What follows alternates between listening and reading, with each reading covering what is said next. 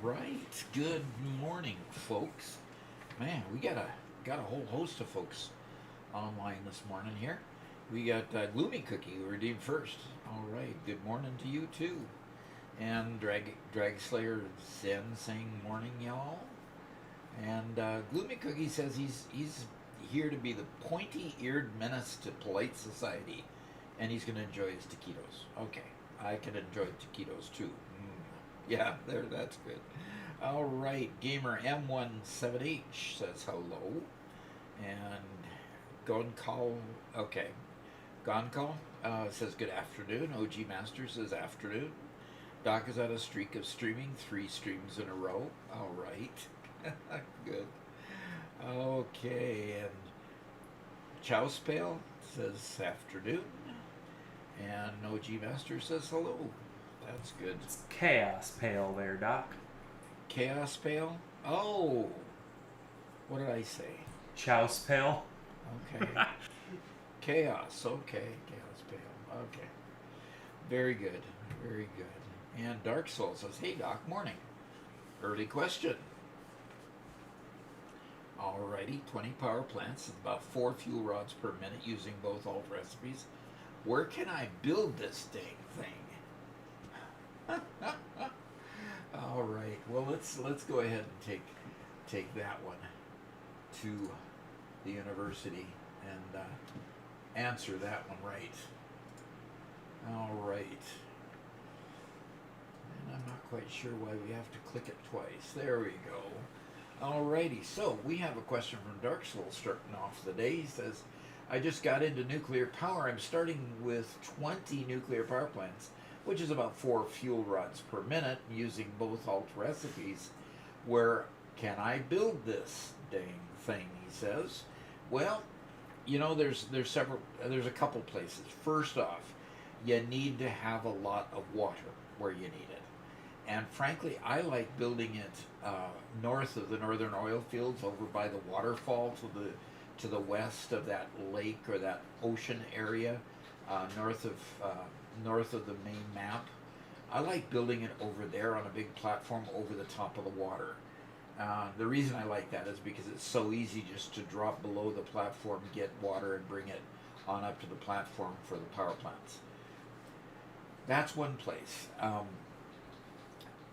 That is my favorite of all spots, just because of the plentiful water and the ease at bringing most stuff in there.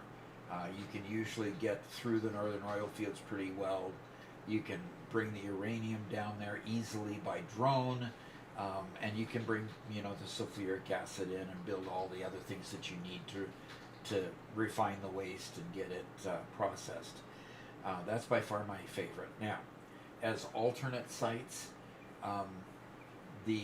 another site is there's a lake right in the middle of the map that's fairly large, and wait, I had ads. Oh no.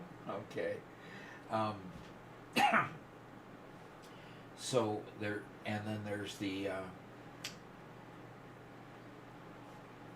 there's also the crater lakes that you could do it on. Oh, well, that's probably not as appealing because of the lack of getting other materials up there that you need. By far, I would go to the northern part of the map. That one I think is the best place, hands down, for building a large nuclear facility. And 20 power plants is a large nuclear facility. You'll need a good bit of space. Each one of those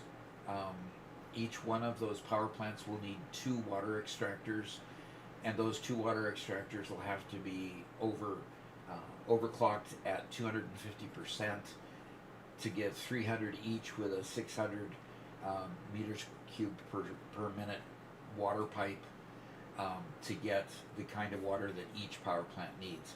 So having plentiful water around is a huge deal, and so that's where I like to do it, and I think that's the best place. So hopefully that helps you, and we'll go ahead and move on to the game here.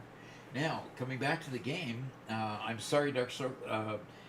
Go ahead and if you're watching live, you can go ahead and back it up to see that full answer, and then go through that, and then go through the answer. Hopefully that'll get it. Okay. Lexi's here, Doc and Sons. Okay. Might have to hop over to YouTube to see it. You can rewind there. Yeah. There you go. Oh, we got a Butterfinger. Adristea is my friend. She gives me a Butterfinger every day. Alrighty. And thank you. What 2 resources should I focus on producing in Phase 2 modular frames? Modular frames is a big deal. The modular frames require steel, and you would need to focus on your coal and steel production in order to get to that level. So get your coal power plants up and running, get coal over and make your steel plant, get your steel ingots, and focus on getting your pipes and your beams started. And that is a big deal. And I'll pull my microphone over here so that it gets a little bit better sound on my mic then. Okay. Thank you, Dazerstay. Sorry about that. I forgot to pull my mic over. Okay. Very good.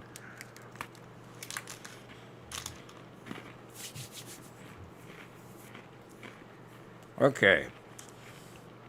So today, for those of you who have said good morning to Robert is not with us for this stream. He was not feeling well last night, from what I understand, and so therefore it'll just be me and Doc today.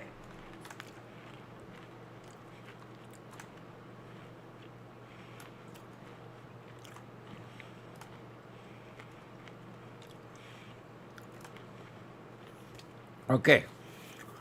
So what I am working on right now is the aluminum ingot plant. This part of it is creating the alumina solution, and with the alumina solution, I come over to this section over here, and these are going to process the alumina solution plus coal into aluminum scrap. I had gotten to the point of getting some coal to it, to at least part of the plant, and Now I need to get water over here. Pardon me. Get the coal over here and get the aluminum solution hooked up to do this part. I'd kind of been working on getting coal over here, so even though this one had coal in it, is because I threw some coal in it. It's not hooked up to anything yet, as you can see. So at the end of yesterday's stream, I had been to the point of getting these ready to receive coal and get the alumina solution coming over here. So I will start working on that. I've set up 15 of these refineries to process the alumina solution. Let me take a drink here, quick sec. Anyway, so I will. These are the alumina solution pipes.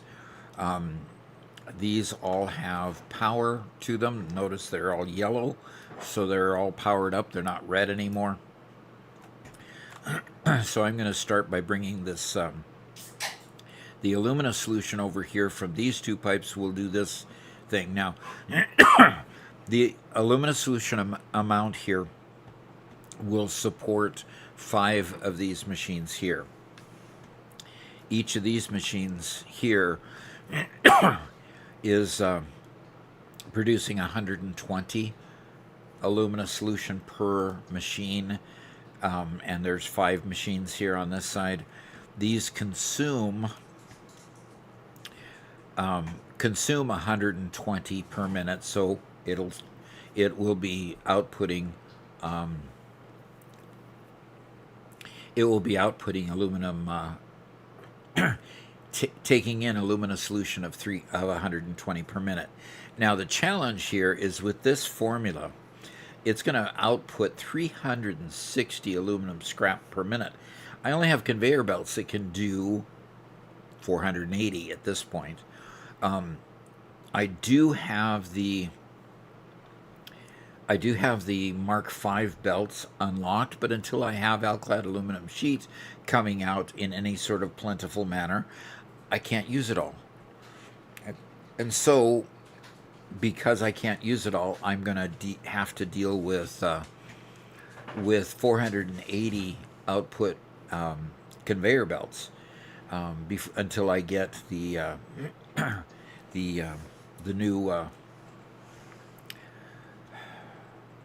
new conveyors, and the new conveyors are going to do 780.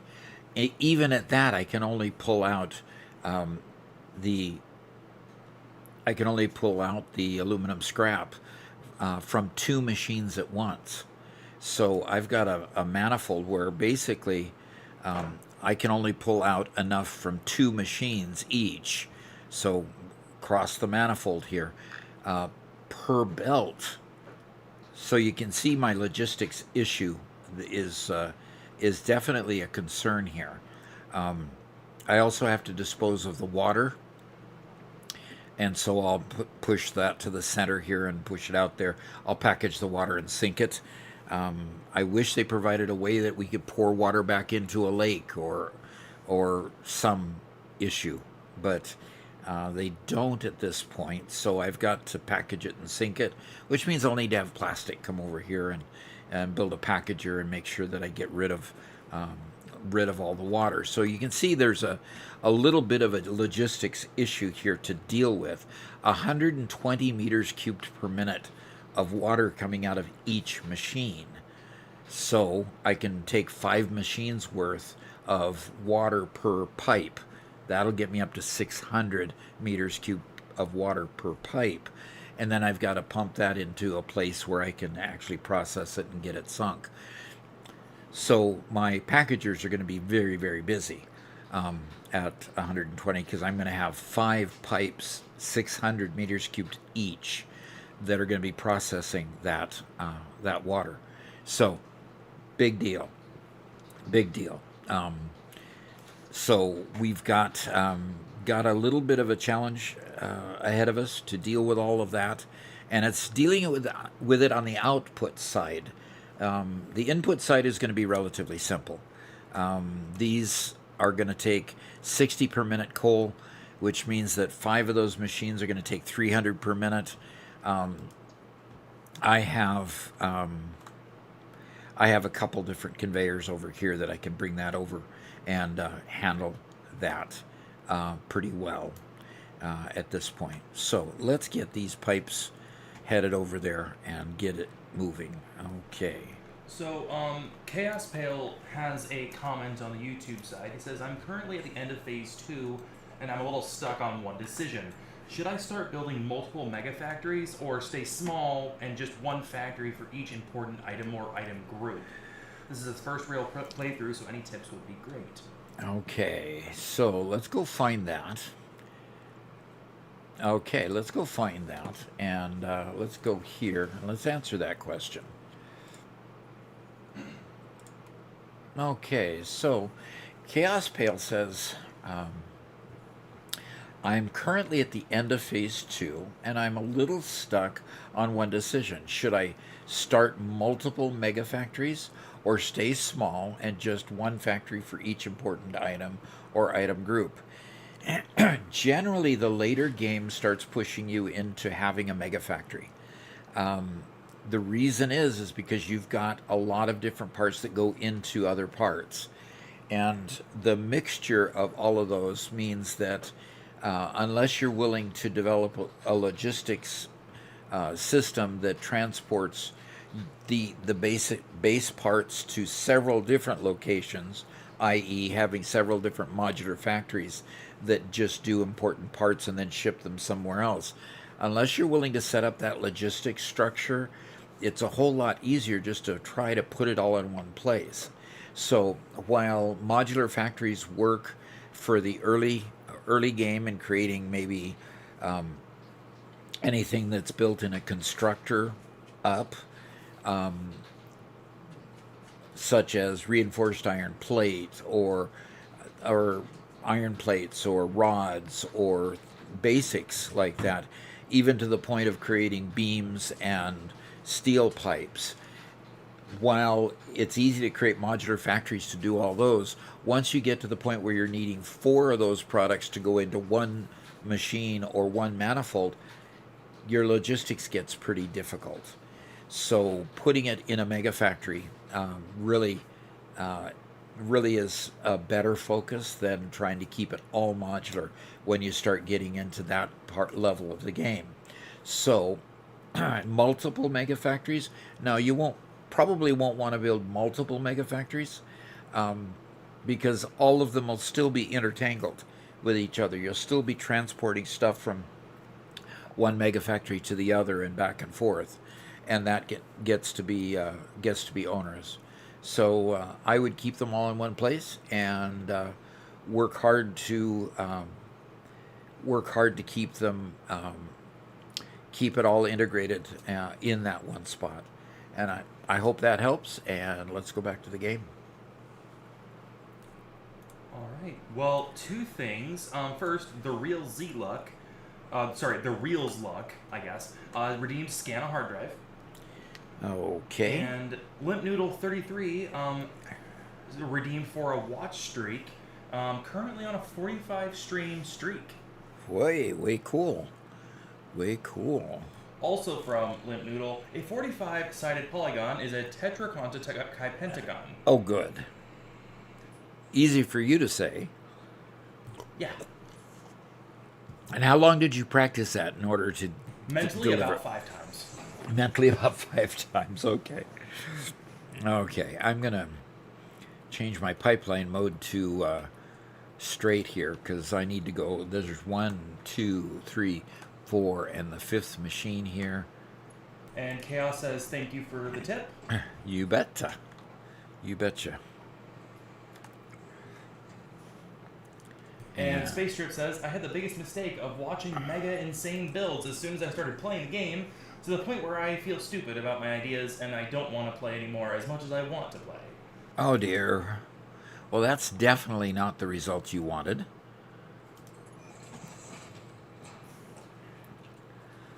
Gotta say, I know that feeling though. Oh yeah. Yeah, based on the fact that you do enough Minecraft that if you watch too many of the great builders in Minecraft, you could get really discouraged. Yeah, it does make it difficult, but like I mean, at the same time, it's like okay, well that really changes how you look at the game. Like, are you going to be the kind of person who just decides, well, obviously I can't do it, so I'm not going to try, or are you going to, you know? Exactly. It really honestly it defines a lot about who you are as a person as well. So you got to just keep pushing through. Well, who you are as a game player, anyway. I feel like there's a lot of correlations. Okay. Maybe not like 100%, like as much as if I'm going to quit my job because it's too difficult. You know, it doesn't correlate that same way, but you know, it's important to keep trying. Okay. So Robert is actually not here today. But I will pass the hello along to him as soon as I get him untied.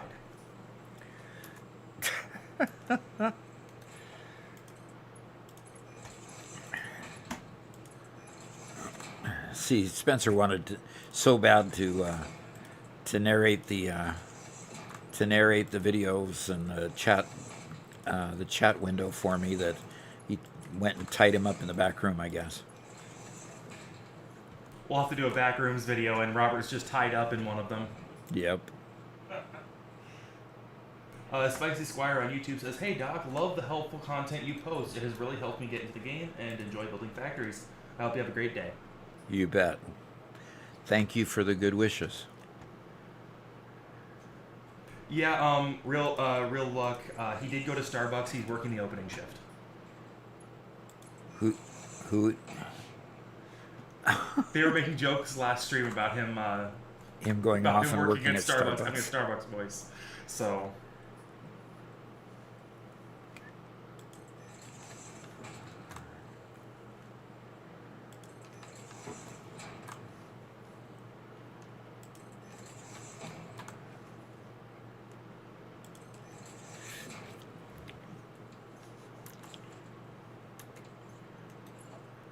Okay. Well, we're getting the sulfuric acid all signed up, all connected up. Not sulfuric acid. What am I thinking? The alumina solution. Getting it all into each one of the machines. You see it building up there. That's good. All is well there. Now let's go work on getting the coal. So getting the coal in here is going to be a matter of lifting it into place here. Space Trip asks, "Hey Doc, do you come from an engineering background?" Well, my dad was an engineer. My grandfather and great-grandfather were both inventors. And so, yeah, I come from an engineering family, but I went into more IT type engineering than true engineering. My dad was a civil engineer, and my grandfather and great grandfather were true inventors with several patents to their names. So, you know, I come from that kind of a background, but I went into finance and software and combined the two into building financial software for Boeing. So that is where I ended up. So pretty cool. Had fun. And then left Boeing after 25 years to retire. So okay, now I have a full conveyor here of 480 coming in there and 480 coming in this conveyor. So I just need to get these conveyors over there. Five of them need 300. 5 of them need 300, so 480. Let's go here, 480 divided by 60, I can supply 8 machines with one full conveyor. So let's go ahead and hook up one full conveyor and see where we get from there. Just really quick, did you end up scanning the drive that Reel's Luck? I did not. Okay, yeah, he came back and saying you got to get that alternate recipe, Doc. Scan that drive. Okay. Let's go do that. Oh, and I forgot the ha-ha at the end. The ha-ha? Okay. Ha-ha. Was your granddad Nikola Tesla? I wish. Ha-ha. Nikola Tesla stayed single his whole life, and from what I understand, he didn't have any children. So, correct me if I'm wrong, but that's my recollection of his family life, which really wasn't. I mean, he was all inventor, but from what I understand.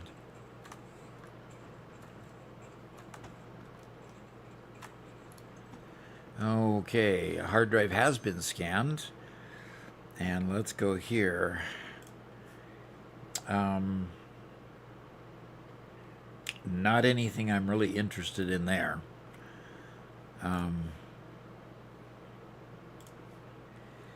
Some people have liked this rubber concrete, but we've got the wet concrete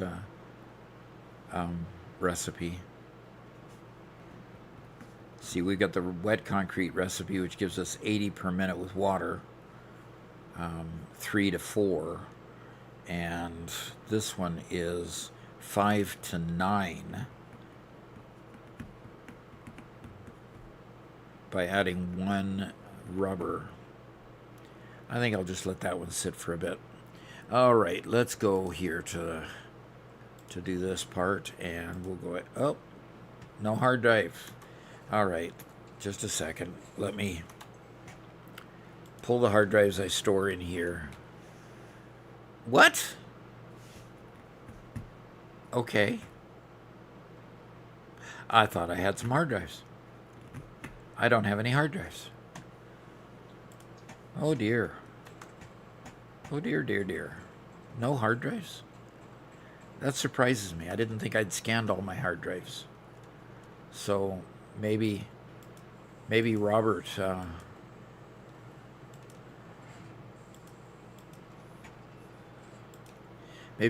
picked up the hard drives and out of the depot and scanned them all. So I can't scan a hard drive because I don't have one. Let's see if he's still glitchy. Oh, are you going to actually come to see me? All right, he's not glitchy anymore. Mr. Ed, nobelisks. I like nobelisks. Okay, thank you, Ed. Mr. Ed. Anybody know where the Mr. Ed reference comes from besides the fact that Eddie Ember wanted me to call him Ed? Anybody else know about Mr. Ed? Real Luck has said twice you don't have to worry about doing it if you don't want to, about scanning the drive. Oh, I do want to. Yeah, I do want to. I just... Have you, So Godfather asks, when are you going to play 007 First Light? 007 First what? First Light. I've never heard of it. It's a new 007 game. I've seen like a picture of it, but I have not heard much about it past that. Interesting. I have not heard anything about it, actually. So, okay, if I'm going to do the first 8 here, then I can wrap around and do the last 7 because I've got 15 with the other belt. So... Hansi Dub just subscribed with Prime. All right. And Spencer Wright has a question. How long ago did you receive your doctorate? 2013.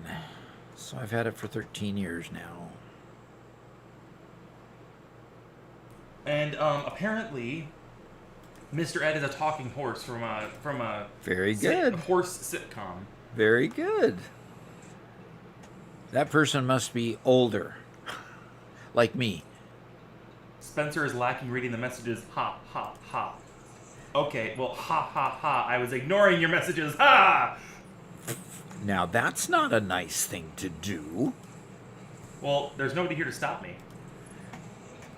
Yeah, that's true. No, I wasn't ignoring them. I'm right now. I'm trying to work through the. So something that Robert and Doc do really well is they have a cohesion where Robert knows when to step in and to say stuff, and Doc knows when to let him, and they have this understanding. I don't have that understanding yet, so I'm still trying to figure that out. And so I'm trying to let him finish what he says, but the problem is Doc tends to ramble, so therefore it takes a while for him to complete what he's saying, so oftentimes I miss things. I tend to ramble, you say. Mm-hmm. Okay. It happens when you get older. Oh.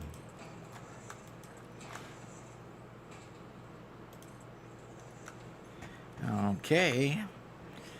Supposedly rambling happens when you get older, he says. Okay. You've never had an older gentleman or older lady telling you stories about their childhood? Yes, I have. I've had grandparents and others.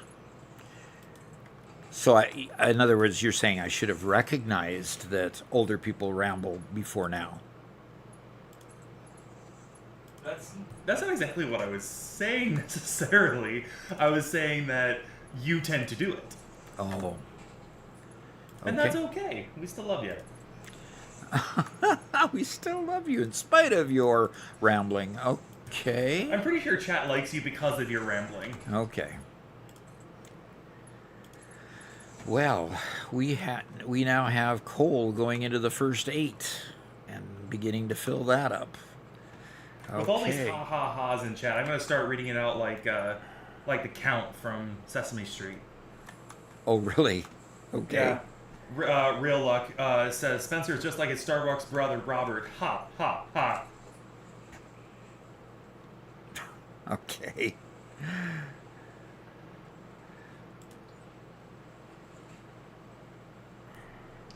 Spicy Squire says, I've been playing for 200 hours, and I didn't know you could place splitters directly on conveyor lifts. Well, that's something you discover along the way, because there's no place that actually has a manual that says you can place them there. But yes, you can place them on the top of lifts. You can place them on the bottom of lifts. If as long as you don't have anything connected to the lift already, you can place a merger or splitter, smart splitter, priority merger, all of those can go on the top.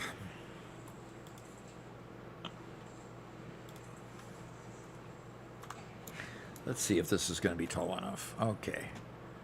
Yeah, that should be tall enough. And I want to follow this. Real Luck, I would read it like a British person, but I'm afraid I'd insult somebody.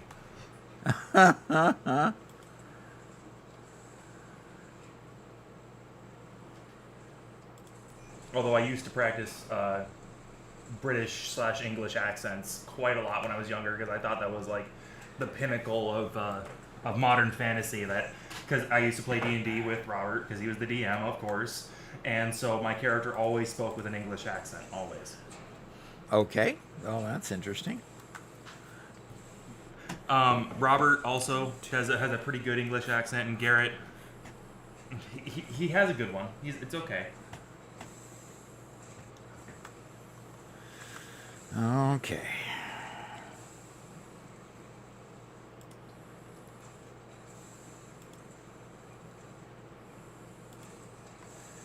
Okay. All right, I'm going to have to take down... Oh, whoops. Is that the wrong one to take down? No, that was not the wrong one to take down.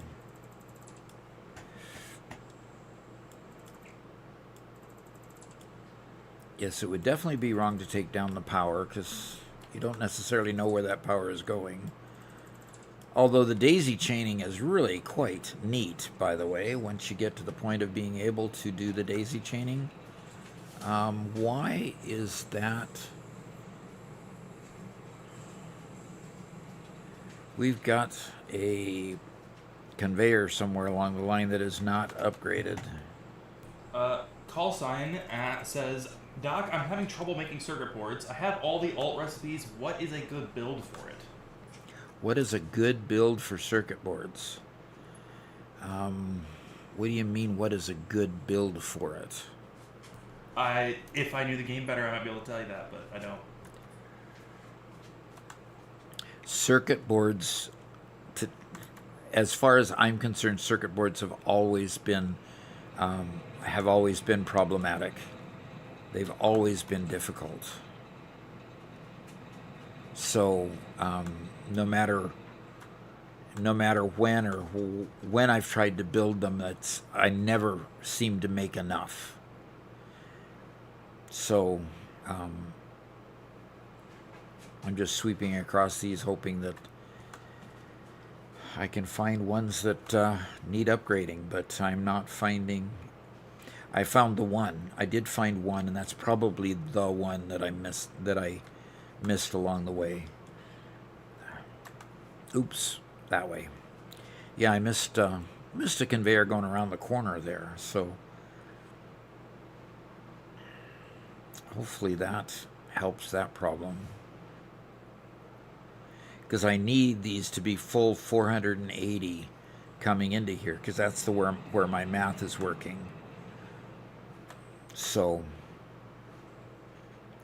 okay. So we're getting quite the conversation about accents in the UK. Yeah. So I don't know what you would call any of the accents that I've used. I mean, there's like the stereotypical, like, I guess it wouldn't be stereotypical necessarily, but the pretending to be an English gentleman or an English lord kind of an accent.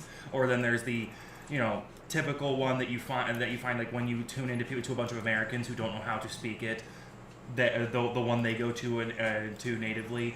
I pretty much just do whatever sounds good. It doesn't necessarily have to be accurate. Okay. You do what sounds good. Well, yeah. If it sounds good, isn't it? Well, yeah, it doesn't have to be accurate, but yeah, to a Brit, that would probably be, oh, you've got to be kidding me. That I understand. I'm DC'd right now. I can't sleep. Sorry. You're DC'd. Disconnected. From the, from Minecraft? Yeah, I'm doing some work for my next video, so I'm working on that instead right now. Okay. I've got a problem. I can't get from all the way over here to all the way over these machines to there. So I've got to somehow...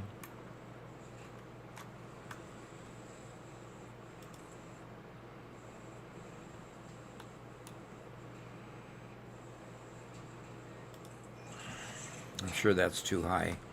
Guys, we got one more sub to go before we get our new sub goal. So if any of you are holding on to a sub, stop holding out. Oh, okay. My channel, I have YouTube. It's Panache Tompool, Panache, and then Tompool spelled how it sounds. I also have a Twitch channel, but I'm not streaming there right now because I am having a very hard time maintaining a consistent schedule with everything going on. Yep. Okay, well, I made it over here. So, okay. Spencer Wright says, Doc, you're the manual that fixed it, forgot to send with the Pioneer. Love the channel and all the tips. Okay, thank you. That's one way to say it. Definitely. Can I get here to there? I should be able to.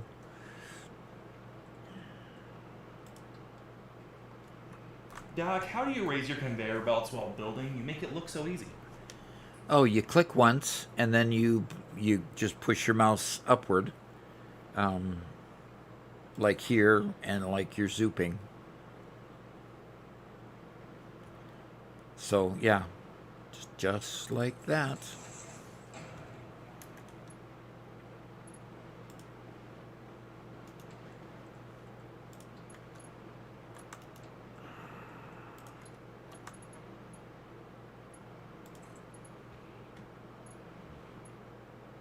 Oh, come on. Oh, for infinite zoop. Infinite, flex splines, which allows me to do the... I want my mods back. Okay, put it simply. I want my mods back. Oh, gee. Doc, would it be acceptable for me to put my YouTube channel in the chat? They, Real Luck has been asking. Oh, yeah. Yeah, go for it. We support other channels here. We've put all kinds of different channel addresses in there.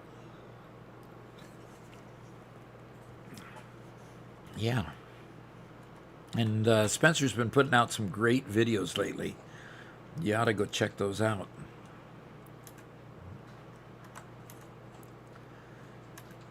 And yes, I have watched them. Pipeline floor hole. Now, how did that get changed? I actually didn't know he'd watched them. Oh, yeah. Yeah, Robert's been teaching me how to do some editing. I had learned some editing, so I kind of knew what I was doing, but he's been helping me with a few like little tips and tricks that have been helping a lot. So it's getting better.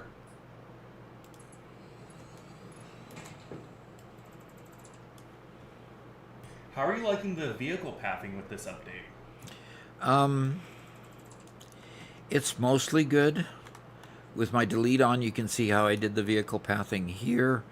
It took a little bit of fussing to get the vehicles to actually go on the path. You'll notice that the return path, I did at one point have this path continuing down the road and going around. Instead, it just goes around here because it's just a special purpose. Go from 3 truck stations over and back of the building to these 3 truck stations here. So the pathing is a lot better than having to draw your own path by driving the truck. So it's a lot better than before, but it still needs some work. Okay. Obviously, I still need to tell it. Okay. And as soon as I start getting... Oh, I haven't even put the things on here. I need the splitters. Okay, splitters. So yeah, there's Panache Tom Fool, the channel. And you can go ahead and go look at his channel too. That'll be great.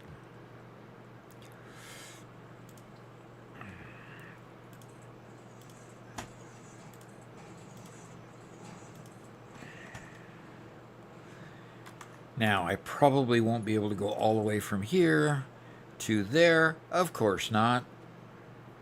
My skisty, if I butchered that, I apologize.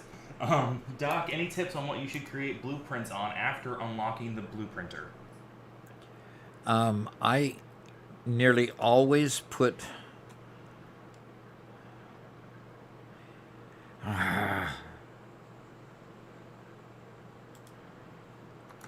Fine. I almost always put train trestles in every single blueprint. Like, for example, I have a train trestle blueprint that I use here. That all it is just the... Let me go. I've got a blueprinter over here. Let me just show it to you. I pretty much always do train trestle blueprints because by the time you get the Mark II blueprinter, you're probably doing trains. So let's load a blueprint here, and it's the only one I have currently here. But I just create a train trestle.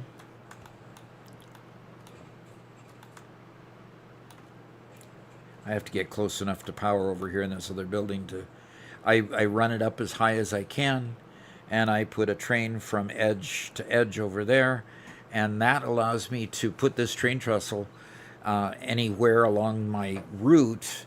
And by doing that, it allows me to position it. You know how you can position it and turn it. You can also bury it into the ground. That's why I make it so tall, because I can leave it at this height and then bury it into the ground after you click once and then you can bury it into the ground.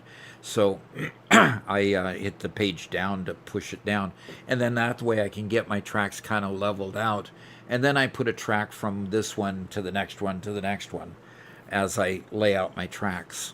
So that's the one I do the most often. When I get later in the game and I'm playing, like for example, I'm in the middle of phase 4, or I have finished the game and I'm playing with all my goodies and toys that I've accumulated over playing all the way through to the end. I'll create a thing called stores, and I've got a short that illustrates what stores are. It's a concept that I learned at Boeing, where they had stores throughout the factory that would supply certain products. So I would build stores on the platform, very compact, usually assemblers or constructors. I did one blueprint that had manufacturers in it, that you could input certain things, it would manufacture everything, and then you'd have these ports outputting those the particular part you're making. I would create those in the end game, so that I could have like a plate factory where I would just input iron ore and out comes plates, or I would input iron ore and out comes rods, and that way I could just plunk them down whenever I needed them and supply them with the number that it said, and I'd have all the calculations on a sign on the outside of the store. So check out my short on stores. That's one that I do toward the late game. A lot of times I'll put together some manifolds. You can usually fit four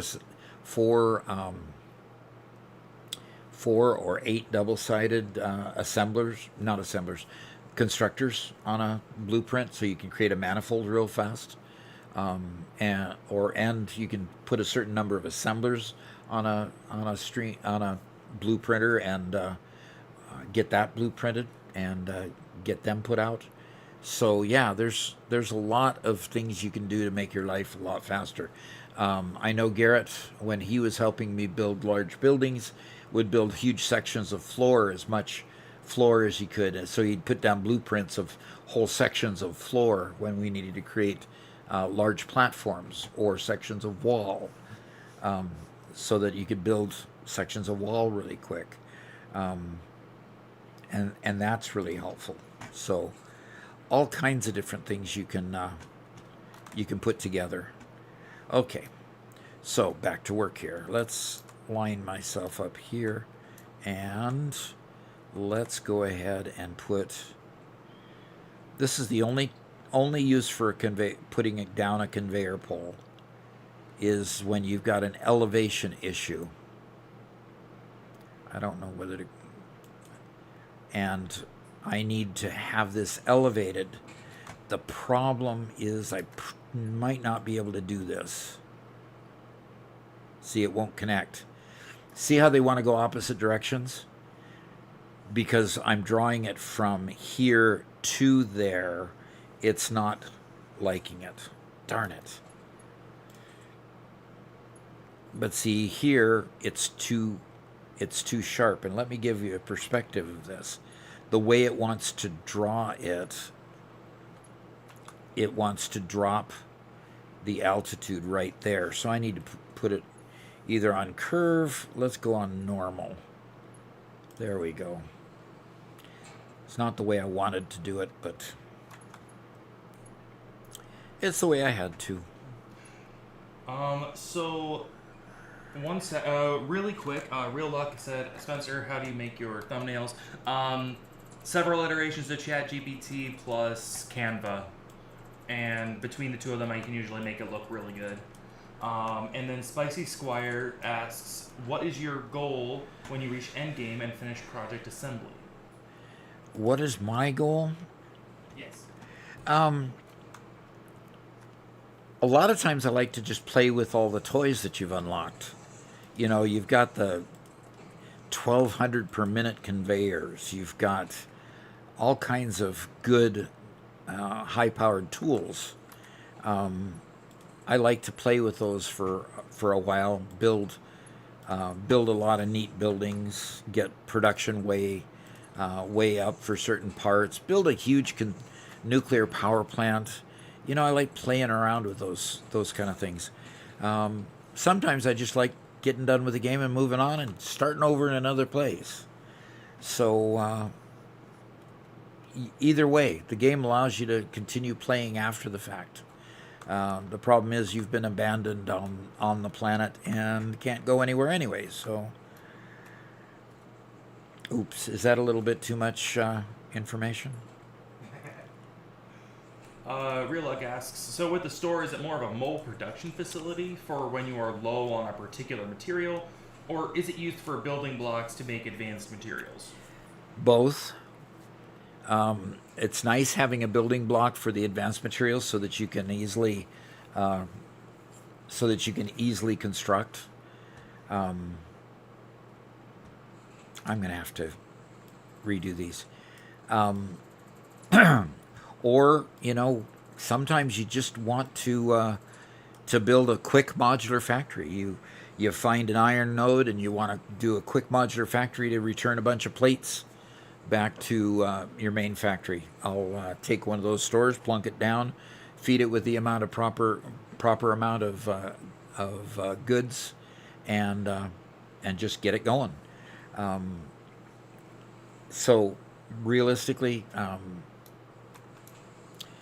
gosh, I don't know which video it is exactly. I showed the concept of stores in real life because we did that in what we called our Gigafactory, because we'd already made a mega factory and we built another bigger factory. So in that video, we show a lot of the stores concepts. We linked the stores together, and then they went from the store to went into the store, from one store to the next store to the next store to the next store, and that created that sort of building block method. So yeah, I've done it both ways. And see, Spencer got me rambling again. Doggone him.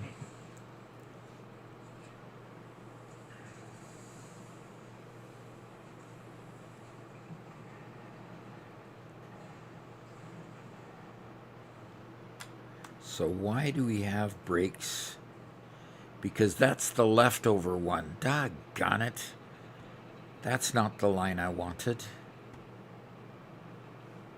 That's the leftover line. That's the line that should be going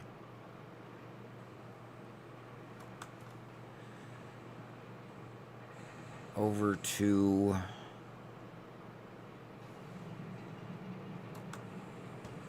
That's the line that should be going over to there. So the second line should be going...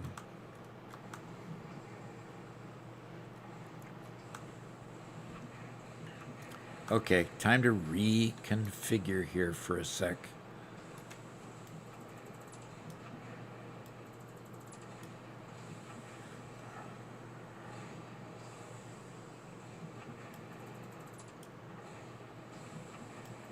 So, Meskiste asks, what is your opinion on pure ore recipes? Do you go out of your way to bring water towards the machines in order to increase their output, even if there isn't water close by? I try to bring the product to the water because water is harder to transport than physical products.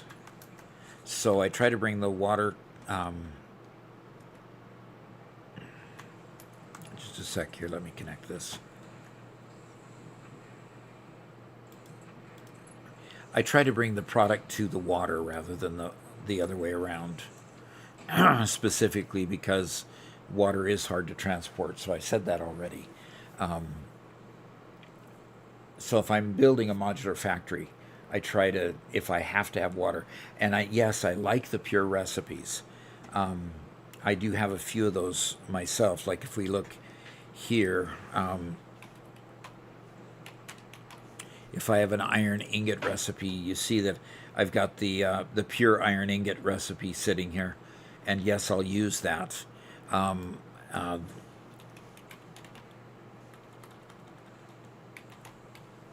So the concrete recipe, here I've got that particular recipe where I just add water and I can make more concrete. Where the normal recipe is 2 to 1, this makes it 3 to 4. It just a huge bump in productivity there from 15 to 80, and concrete tends to be a problem. So I like the wet recipes, the pures and the wet recipes. But I try to bring the product to the water rather than the alternative, just because it seems to be easier that way. Okay.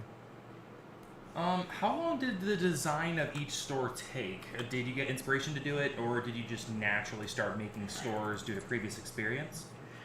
How long did the concept take? It took quite a while. It wasn't until that we were building that gigafactory that we wanted to build much faster that I created the stores concept, and then we put that short out, and that short is probably my 5th highest viewed short out there. I think it's number 58 or something like that. Tip number 58. But yeah, that came after going all the way to the end and basically having all the toys to play with, and not wanting to complete Phase 5. So in my Gigafactory world, we have Phase 5 just sitting up there, and we can build all the parts, we just haven't sent them to the space elevator because we just liked building. So it came later, but you can apply it much earlier than the end. So okay, I fixed that line so that it's getting a full line coming there, and okay. Now let's see what else I need to do. Has a problem with packaged fuel or water when transporting the item. Is it better to use trains or just make packaged fluids because they're having trouble figuring out which one to do? Well, this question is impacted by 1.2. 1.2 increased the volume you could take by your trains. So if you don't want to use trucks and you want to use trains, the load capacity for trains was moved up to 2,400 meters cubed. And that was just kind of an unsaid item in all of their videos. They never said that they were increasing the train capacity, but they did. So that's way cool. So I would use trains to transport it, and use the fluid trains to transport it rather than packaging it, unless you really have a good solid plastic supply and you're okay about, emptying the containers and sending the containers back and reusing them. At some point, you've got to figure out that packaging problem. So the packaging problem ends up being an issue. So I'm not really sure how you would go about dealing with that. Okay. But I think I would end up just packaging the water and sinking it, to be truthful. Okay.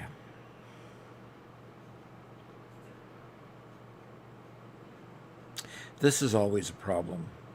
I've got these two facing each other, and it's easy to put a pipe right straight through the middle, and we can do that. Just put a pipe straight through the middle to pick up both sides.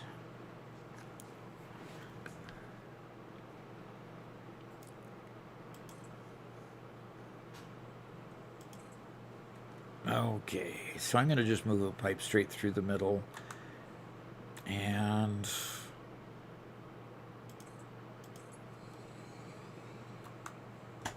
what?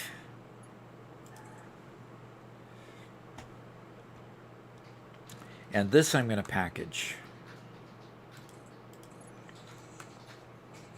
So I'm going to have to put some packagers out here and get some plastic brought over here too. So what? I had a nice straight one and then I ruined it.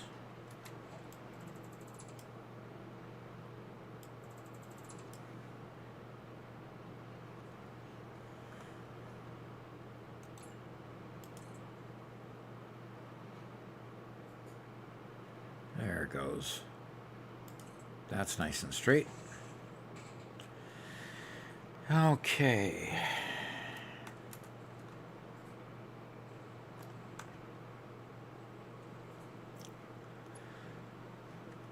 Okay, so now this is going to put out 120 water per minute. Once I put 5 machines on this, it's going to be full. And so... Oh. Okay. Back up. Start all over.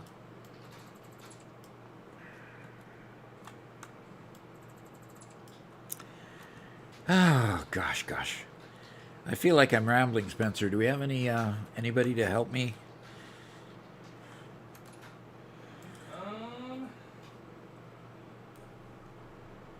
So we've got 2 things you can address if you'd like. First, if you complete the final phase, is it game over or can you continue? That's a pretty quick question. Yeah, you can continue. You definitely continue. Yeah, when you complete the phase, you're kind of left on the planet with all that production, and nowhere to send it. Of course, you can just keep playing the game after that and killing beasts and doing the fun stuff that you've been doing all along. Yeah. And there's another? And the Mice Kisti also says, can't we create containers with iron plates from an ultimate recipe?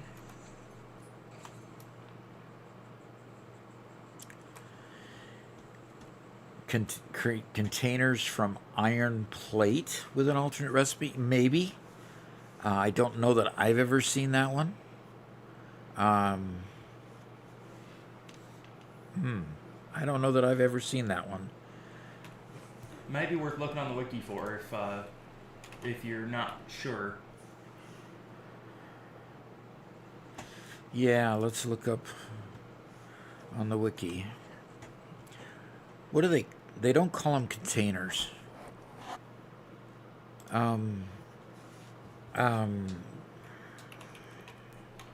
For some reason, Twitch has a much lower delay than YouTube. I wonder why. Well, the big reason why is Twitch is built for live streaming, and they've been engineering that and upgrading that for a very long time. So they are just simply better at live streaming than YouTube is. Whereas YouTube, it's primarily a long form video watching platform. Shorts is even secondary. So yeah, that's so true. It's just all a matter of what they are good at.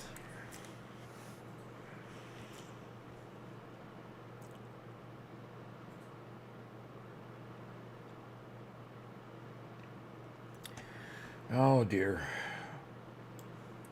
My cookies. I've got 12.9 billion cookies that I'm in storage. I better ship some more of those out. Cookie factories on strike. Your cookies have been placed under government surveillance. Oh, man. Okay. Making too many cookies. I like chocolate chip cookies, by the way.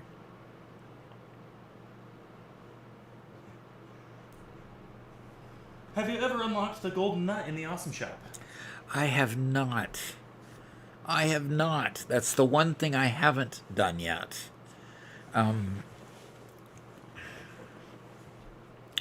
If you're among the 5% that have completed the game, gone from beginning to end, then you're in rarefied air anyway.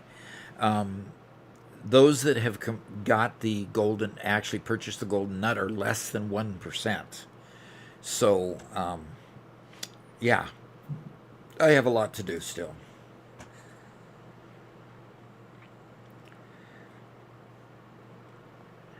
Okay.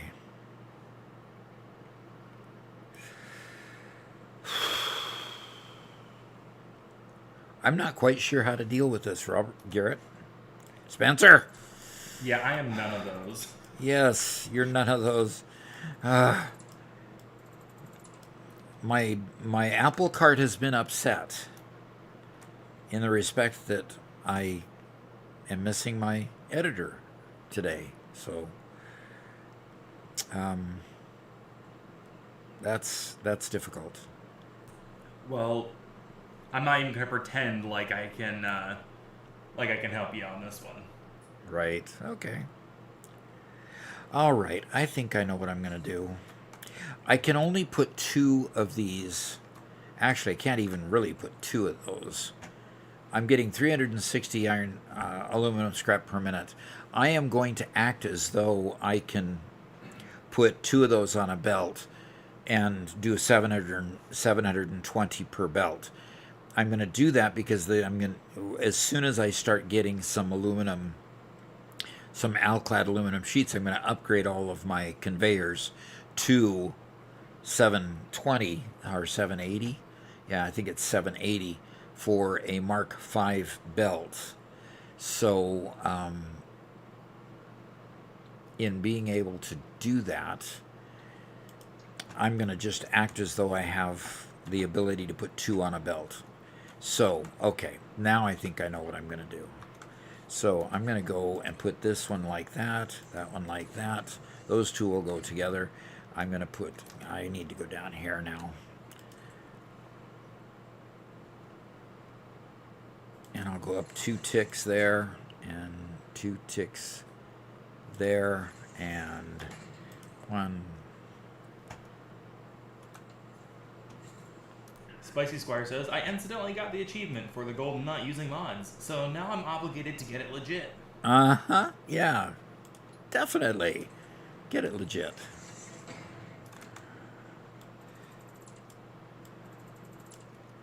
Okay.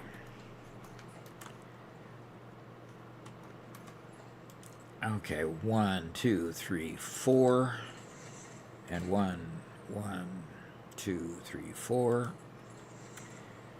And there's 10 on this side. So every 2. Okay. And this one will go up 1, 1, 2, and 1, 2. And this one will go up 1, 2, 3, 4. 1, 2, 3, 4. And this one will go up 1, 2, 3, 4, 5, 6.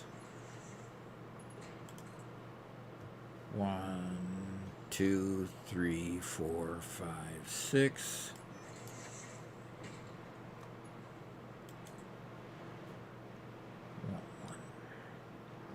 2, 3, 4, 5, 6, 7, 8. Not about Satisfactory, but I got a plant recently called a money plant. That's from Real Luck. 5, 6, 7, 8. Say that again? Real Luck said, not about Satisfactory, but I got a plant recently called a money plant. Oh, really? Does money grow on trees now for you? Wouldn't that be nice? Yeah, no kidding. Wouldn't that be? Alrighty. Empty canister. That's what it's called. Canister. C-A-N-I-S-T-E-R. Okay, canisters. Okay, they're made with plastic or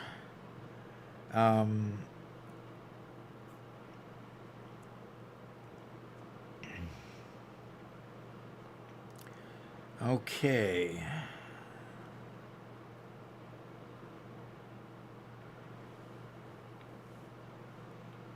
I don't see any alternate recipes for canisters. Oh, there's a steel canister. You can make it with steel ingots in a constructor, or you can make it with coated iron, which uses iron plate and copper sheet. Other than that, those look like the only two recipes you can get. You can only get it after you unlock tier 5. That's when you need the canisters anyway. Okay, so steel or coated iron. But iron isn't done just with iron plate. You have to use some copper sheet as well. I just redeemed Stretch, so I'm going to get up and walk around for like 2 seconds. You just redeemed Stretch, huh? Indeed, I did. Okay.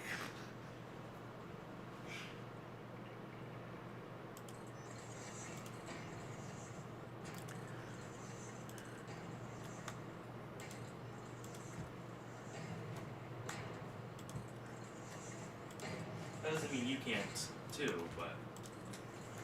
Oh man, my knees needed it. Really? Yep.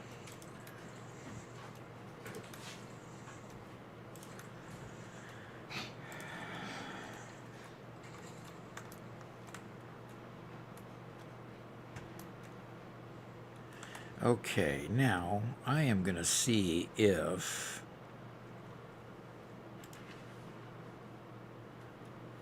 Okay, you're going to build...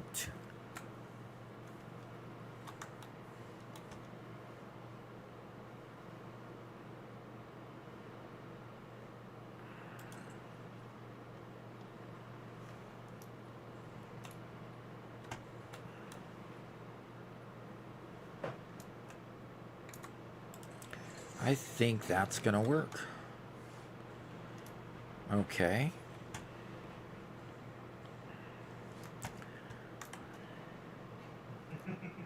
What?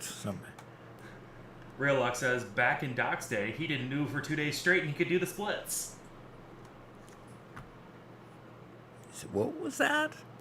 Back in Doc's day, he didn't move for 2 days and he could still do the splits. Okay. Well, you guys do know he's had a knee replacement, right? I mean, kind of cuts him off from doing that kind of stuff. Yeah, it does. Well, I'm just going to go up that high and see if it works. Okay. Now let's see. I can move around plenty, but I just, when I sit for long periods of time, that's when it bugs me. Okay.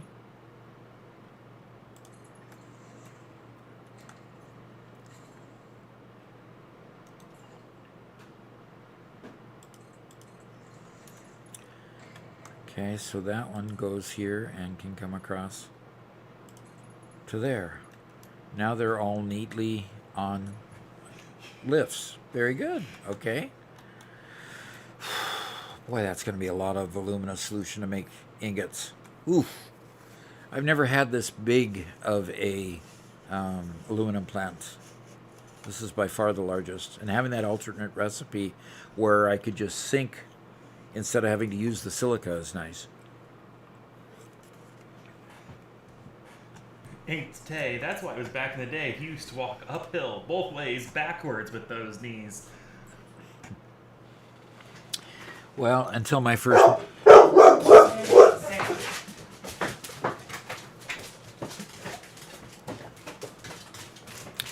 Does that mean that Robert has joined us? He must have cut the ropes. Yeah, must have cut the ropes and escaped from his prison.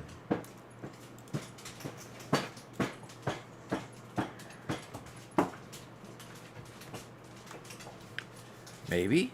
I haven't heard his voice yet. I'm over here.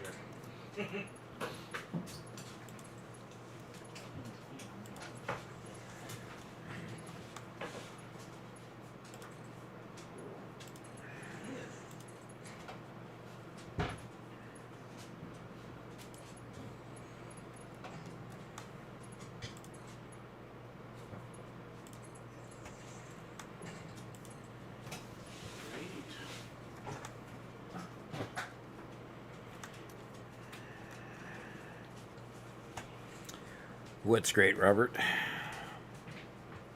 One of my monitors is off. Oof.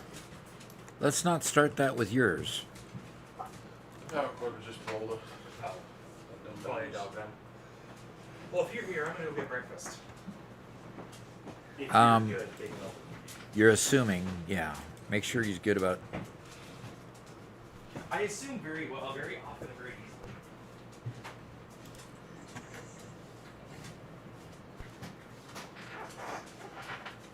Well, I guess we have to change the title now. Yeah, because he got untied.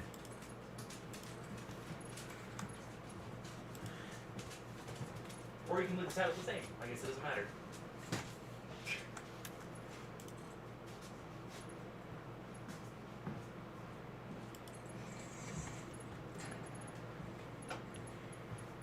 Hey, Robert, are you okay with monitoring the rest of the stream?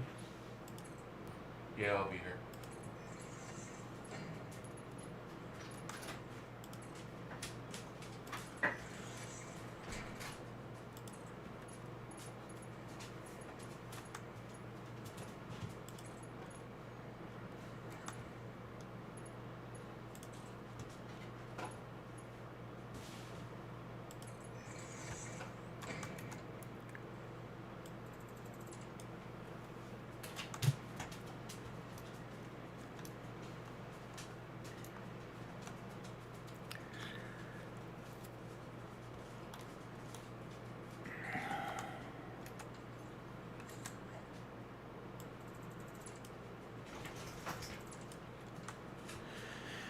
Okay. I'm going to put one more on top here.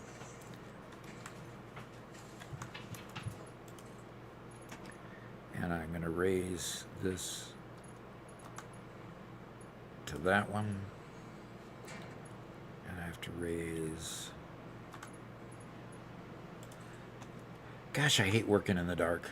Bringing the light back on.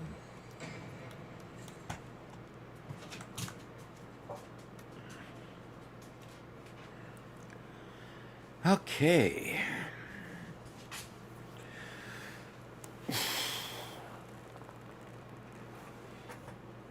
Oh, Robert.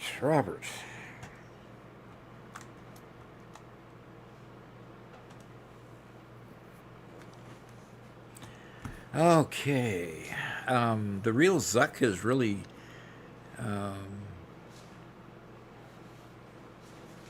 made a lot of comments that I haven't heard yet, Robert. Are you able to talk? Yeah, I was just getting my chat set up. Get your mic moved over to you, too.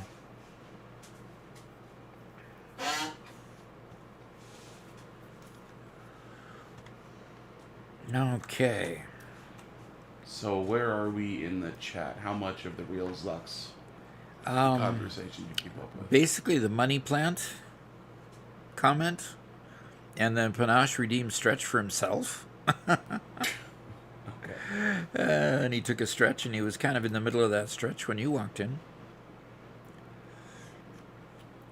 Okay. Master has given Robert a sock. Robert is free.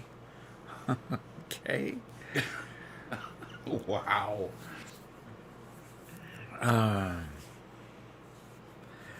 That's a Harry Potter reference, I believe.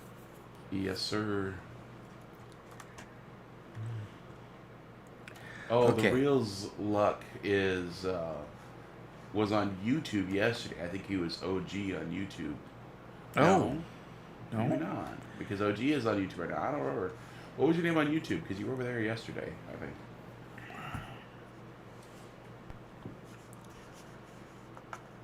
think. Okay.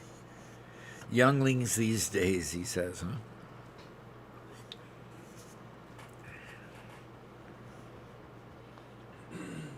huh? Okay. Still working on that aluminum plant? Yes, I'm to the point now where I've got the coal. I have the aluminum scrap production. I have 1, 2, 3, 4, 5 overstocked conveyors there, and 3 conveyors over here. 2 of them overstocked. Oh meaning, gosh. meaning that each one of these conveyors is trying to convey 720 each, Nice. but can't, of course, because I only have 480 at this point. Well, that'll be fixed soon. As soon as I start making some real stuff, yes. So I've got to now build out the. I've got to now build out the part where I take these and build the manifolds for the to make the ingots. So I'm thinking, Robert, that I need to go ahead and build a factory floor above this. And I've got to build Sounds it good. above these refineries. Or not refineries, Super but high, yeah. yeah. So, do you mind if I... And how extensive do I need this building to be? Do I just have it cover this section? Or, man, how far out do we do it? Because all of this kind of grew up organically. You know, so it's not in a nice little square. So maybe I should just put 3 sides on it and leave it open-edged on this side. Maybe that's a start. To do what? To build a second floor. What's the logic of leaving off the fourth wall? Sorry, I missed that part. Just because putting a wall through here might be rather challenging. Oh, gotcha. I mean, I could come this far over and put the wall going through here, and then maybe jutting out to get our quick wire factory contained in it. Maybe I could put the back wall here. But in any case, that would have to be where the back wall would go, is clear back here, and that we can do that. Definitely can do that. It's up to you. I like the little bit smaller individual buildings look, just because we're making it sort of city-like. So Yeah. so I think leaving off that final wall is fine, or we can make some ports on the wall if we need to. But Well, I can build this part of the factory in one building, and then kind of leave it open here for the sink and stuff. Oh gosh, the way I laid this out didn't really give a concern for containing it in walls. Yeah, I think I know what I'm going to do.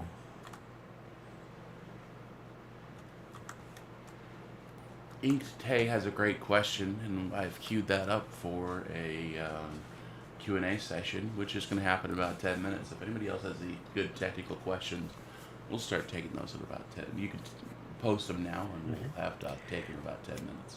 Now, we did several at the beginning of the video where I did go to the Duck University Live, Okay. but I did them as individuals because I didn't know how to queue them. All good. And I don't know if I could have from my computer. I don't know. It's Control-click to queue instead of just regular click. Oh, okay. Okay. It's easy. Yeah, that is nice and easy. And OG Master asks, are you ever going to play Factorio, Doc? I did play Factorio, and made how many? About 8 videos on it. Close to that. Uh-huh. And OG Master is the Reels Luck. So my memory was correct. So OG Master 4328 is the Reels Luck, Yes. and he's talking in both. Yep. He just can't get enough talking in. There you go. This is good. This is good. Okay.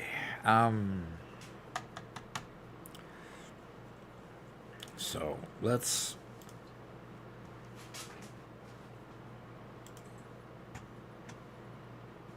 Yeah, we did have a lot of good questions early on. That's great. Yeah. OG Master says next he'll pull up 2 tabs on his phone as well. Oh dear. Okay.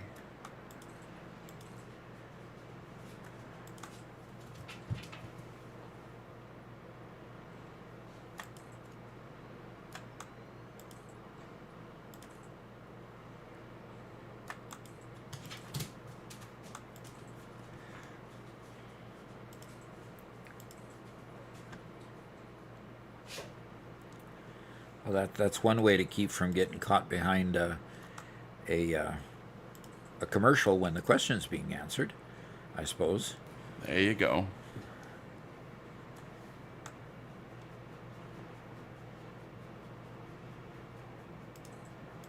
Yeah.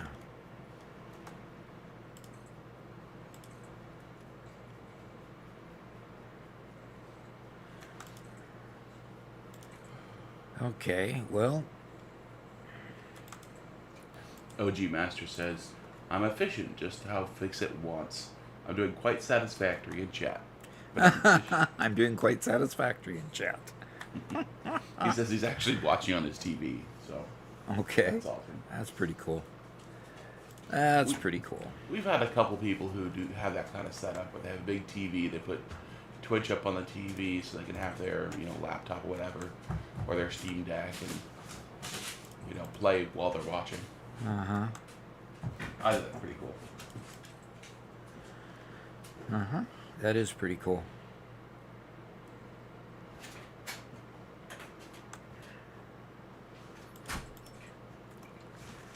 Okay, so there's kind of the boundary line of this particular, of my aluminum factory, and I'll build up to where I'm above the smokestacks here, with the glass. So this building will the second floor will be taller than most, especially after I put the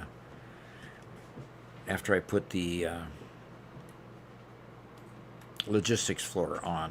So.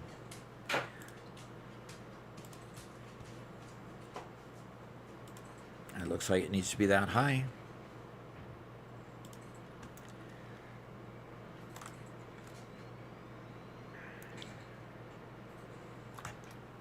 Oh, come on. Boy, it sure looks a lot cleaner without all those power poles everywhere. Yeah, definitely. And OG Master is now having a conversation with himself between platforms. Oh, gosh. Okay. Whatever floats your boat. That's funny. And as always, Spencer just walked in with smelly food. Oh, what? You're not supposed to cook food for breakfast and bring it out here. Well, sucks, don't it? Such empathy. Such empathy. I can't believe you got so much empathy for us. Yeah, you have a wife. I don't got anybody. Not gonna make it for myself. Okay. Did you offer to make some for Mama Duck? No, but she put a fake egg in the basket. So You finally found it. You finally found it. We put that in there just for you, by the way. Oh, so you were in on it? Oh, I was in on it, yes. Because my options were either Doc made a mistake, or Mama Doc put it in there. Uh-huh. Never Doc was in on it. That's too funny. I love it. I love it. Okay, tell the rest of the story. We got some nesting, what do you call them? Nesting eggs? We got some nesting berths for the chickens so that they would, be able to, lay their eggs. And in getting those, we had 3 fake eggs so that you could kind of encourage the chickens to nest in those little cubby holes. And so Mom decided that she didn't want to put them in for the hens to nest. She decided to put them in our regular egg container so that to see what Spencer would do when he found it. And they've been in there about 2 weeks for Garrett. Spencer, I mean. 2 weeks, huh? Yep. Interesting. So did you try to crack it open and it just wouldn't? Well, yeah, it was the first egg I grabbed. I tapped and immediately was just, obviously it didn't sound like a normal egg. It's basically a rock. Yeah, it's a wooden egg. So it rang like, like painted rock, basically. Painted wood, whatever. Uh-huh. And so I'm just like, one of these things is not like the others. So I went in and asked Mama Doc, and I'm like, so, it looks like one of your eggs have made their way into the egg basket. And of course, she just started chuckling like crazy. And Yep, I'll bet she did. probably about as good as the time she stuck a hose in the shower while you were going showering. Yeah. We once lived in a house that had a high window into the shower area, and there happened to be a hose bib just outside the window, and she thought one day it'd be funny when I was taking my shower to go outside and kind of snake the hose into the shower and let me experience a little bit of cold water. Truth was, she just was ready for her own shower, and Doc was taking too long pampering himself. That's possible. That's always possible. Well, one Metal Fest is here. Says, sorry I'm late to the stream, Doc. I was in the middle of writing Chapter 3 and finally finished it today. Well, very good. I'm in the middle of running through an edit read of Mama Doc's book. So that's been fun. I got through Chapter 2 this morning. There's 12 chapters to read. First time chat from Donkey Kong, who says, I just got back into Satisfactory again because I've been seeing your shorts more and more. I Cool. just finished making a 24 fuel generator power factory. Fantastic.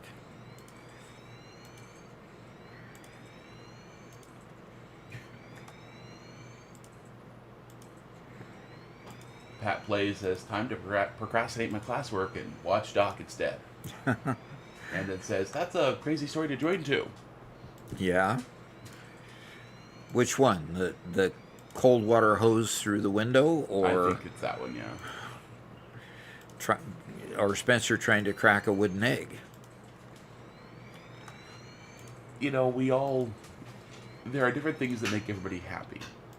And I love my mom for many, many reasons. Not only just by existence. And one thing is that she gets real joy and happiness out of teasing people and pranking people. Now, unfortunately, she grew up the daughter of 2 military parents, and therefore, has this sense of guilt around it every time. How you're supposed to be proper, you're supposed to be, a certain way. Uh-huh. But, every once in a while, the devil inside her gets out. It's really fun. The devil, huh? Oh.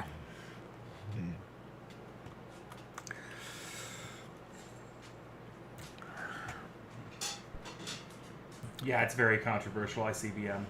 Very controversial.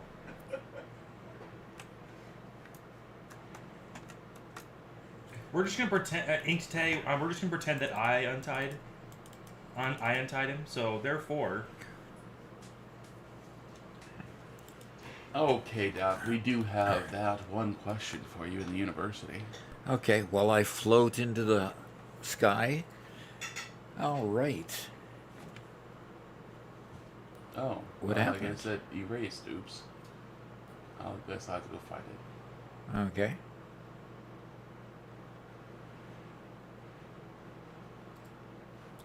Alrighty. How do you know how much space to give yourself for a logistics floor? Well, I found that two wall heights is about enough. That way you can have a bunch going on the ceiling and then some going on the floor. And if you kind of have the ceiling ones going east west and the floor ones going north south, that type of thing, you can get them by each other without a whole bunch of clipping. So I find about 2 wall heights is usually enough. As long as you keep your, like for example, it's plenty enough for a building of that size over there. I've got large manifolds, so they're only fed on one side, and they feed along that entire manifold. There's plenty enough for this second floor here. You can see in there what's going on in there. It'll be plenty enough for this building too, because I'm dealing with the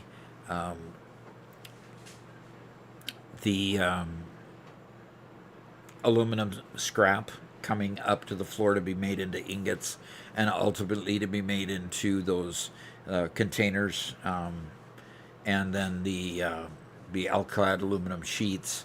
So it'll be plenty for that.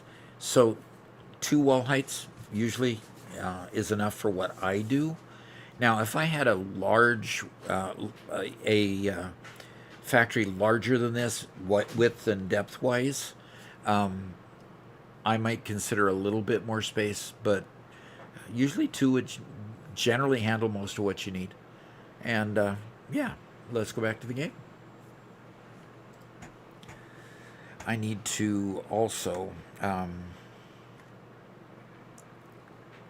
see, there it goes. Now it's letting me down. But see, not too far. This is a server glitch that has existed forever. It existed on our previous 2 server vendors. Ping Players is our current server vendor. It's a glitch in the Satisfactory software. So if you end up in a situation where you need, where you just start floating in the air while using the hover pack. Oh, we've got a truck stuck someplace. I'll have to go fix that. If you end up with that, what you have to do is you have to go to your inventory, just swap that out, hit it a couple times, and then swap back to it, and then you're fine. It'll let you go down then.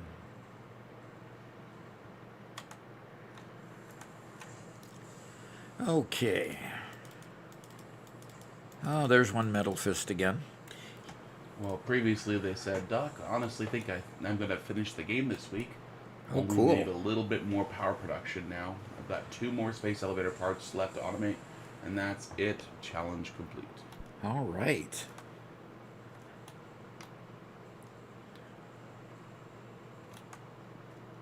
That is really cool. It is really, really cool to complete it your first time. I think one of Metal Fist has actually done it already before. But this is the one metal fist when he's doing it all with alternate recipes. Okay. Yes. That's a big achievement. It's a crazy person achievement, yes. Well, and I guess the big question is, once you complete it, the next question is, would you ever just do it again for fun? Or would you now cherry pick your favorite recipes to do a more efficient run in the future? So we'll wait for that answer. That is a great question. Oh, one of us says they've never actually finished the game before, so... Okay. Okay, Doc was right. Finishing the first time on all alt recipes. Okay. That is a major achievement of doing it your first time with such a steep challenge. And one Metal Fist commented on the logistics floor question. Said, I honestly think multiple logistics floors help a lot. Uh-huh. I usually build 2 to 3 levels so belts don't become one giant mess in a single spot. For my challenge, it made scaling way easier. Well, we have dogs reacting to a little kid knocking at the door. So bear with us while the dogs settle down.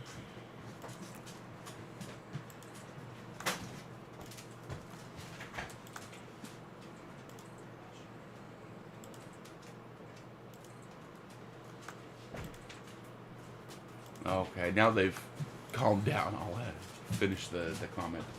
Okay. That I also prefer lifting materials above the factory first, connecting them in one clean main line, then distributing them down to the next production floors or side rooms instead of forcing everything through one crowded area. Interesting.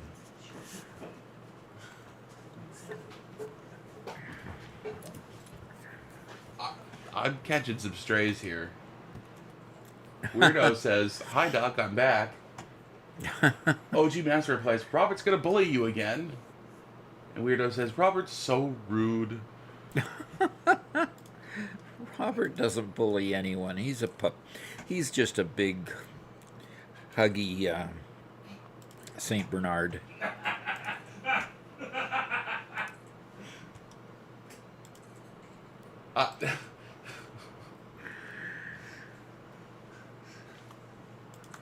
I don't know whether to be offended by Doc's description of me as a Saint Bernard, or Spencer laughing like a maniac when he said it.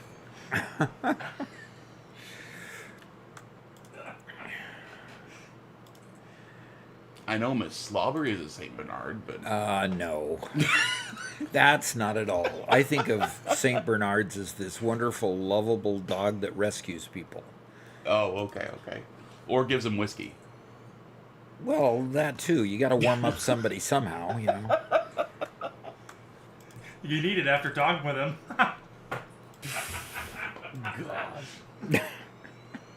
Well, I certainly hit Spencer's funny bone with that one, that's for sure. Like, I had to, like, the idea of him being, like, just a huggy, like you said, huggy as number one descriptor. That's not Robert. He doesn't hug normally. Okay. In fact, I think the only person he ever hugs is me, and it's because I make him do it. Is that true, Robert? You're just not a huggy person? Not that much, no. I hadn't noticed that. I mean, we don't hug, but I didn't think that was because you don't hug. But anyway.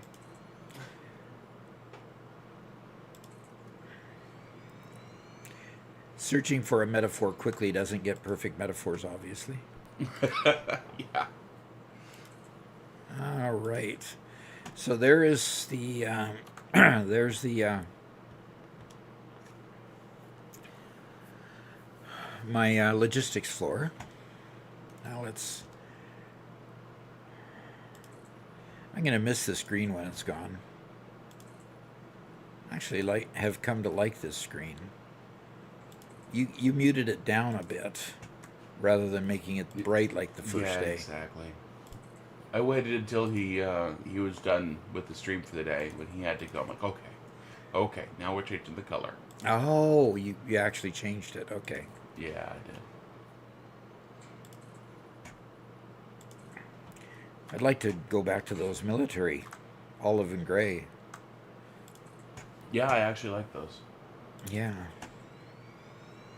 One Metal Fist says, "That's exactly why I'm talking about doing this insane challenge in 1.2.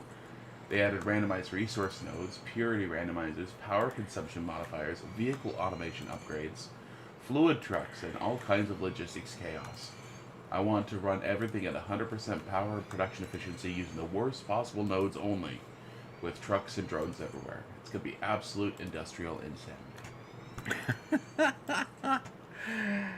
Oh, you're going to have to send a lot of pictures of your industrial insanity.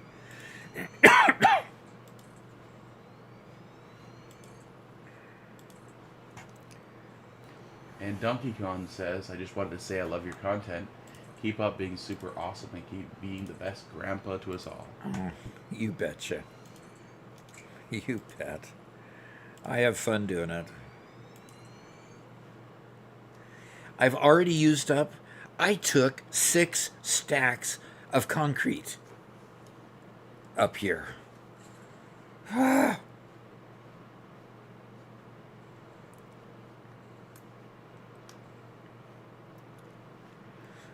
Wow, that's unbelievable.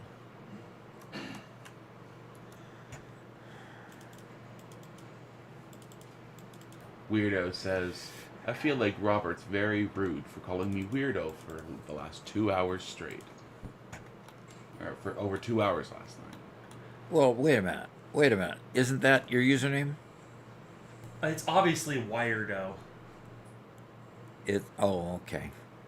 We're just mispronouncing it. Of course.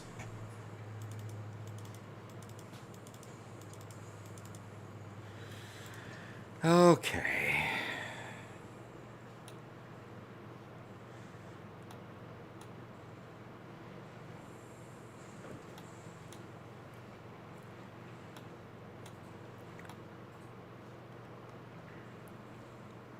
One Metal Fist says, I like Look my at this games. shadow. I'm sorry, go ahead. Says, I like my games with a little bit of insanity mixed in. Otherwise, it just turns into spreadsheets and factory homework instead of chaos and fun. Okay. I love how they duplicate the shadow on a sunny day. The shadow going across here. That's pretty cool.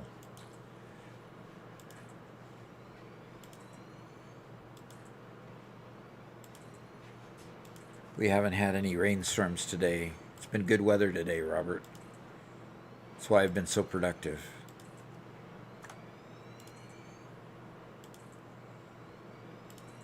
Spencer, how dare you make fun of Weirdo for not being able to spell? You see that? Now he's crying. Oh, Well, I made him cry earlier for different reasons, so I think it's about time I went the other direction. You're obviously way worse than I am.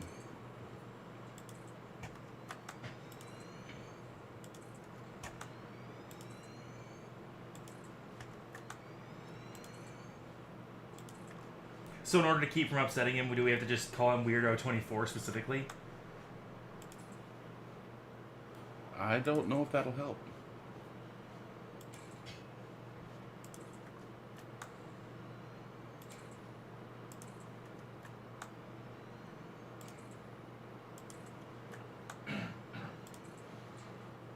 I will love to have Infinite Zoop back.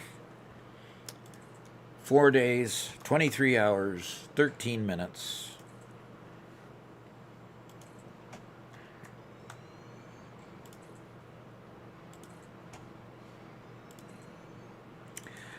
And we hopefully get some mods back, depending on how many have been tested and ready for 1.2. So. Yeah, who knows? I'm pretty sure for this first day or two, we're not going to get much. Yeah. I wonder what the agreement is between the mod makers and Coffee Stain Studios to provide a sandbox for the mods to be tested in. I don't know if it's any different than just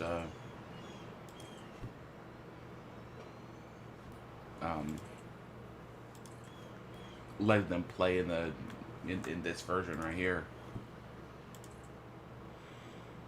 Okay. One Metal Fist says, Robert, Doc, I'll be a little nicer to you guys today. Since I'm almost out of my challenge, I'm giving you your favorite colors as a small gift so you can enjoy your day. They donated 100 bits and gave you the colors that we liked a lot yesterday. Okay. So you want to make the change there, Robert? I'm not in game at the moment. Okay. Although I was kind of enjoying a little bit of Christmas here for a while. Let's see, what does it take here? Let's go to the build menu, to the customizer. Okay. Now, which one should go? Okay.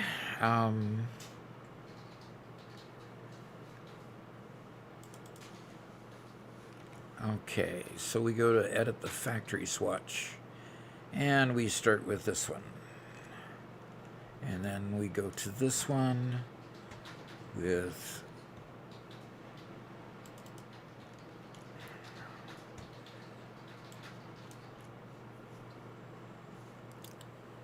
So it's just olive and brown, basically? Yeah. I wish there was a way to copy. And there isn't. So what's the save button do, I wonder?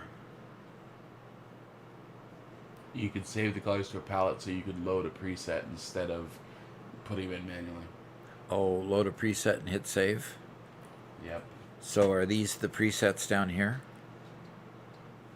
I mean, where would you get a preset from? Right next to the save button. Well, yeah, load preset, but... Yeah, so when you click save, it will save it to that list. Then you can click load and load it from that list. Interesting. So we could... Okay. Cancel. So you're saying that we could save it to a swatch down here? Yes. Interesting. Okay.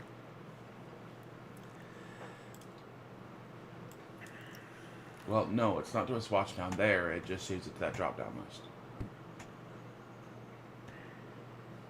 Okay.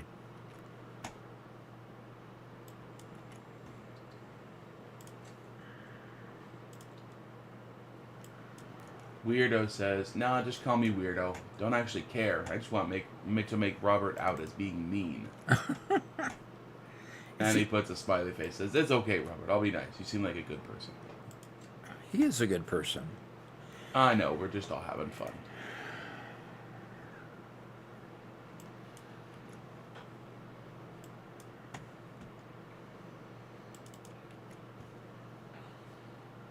And when you're done with that, Doc's got a good, we have a question from Apex.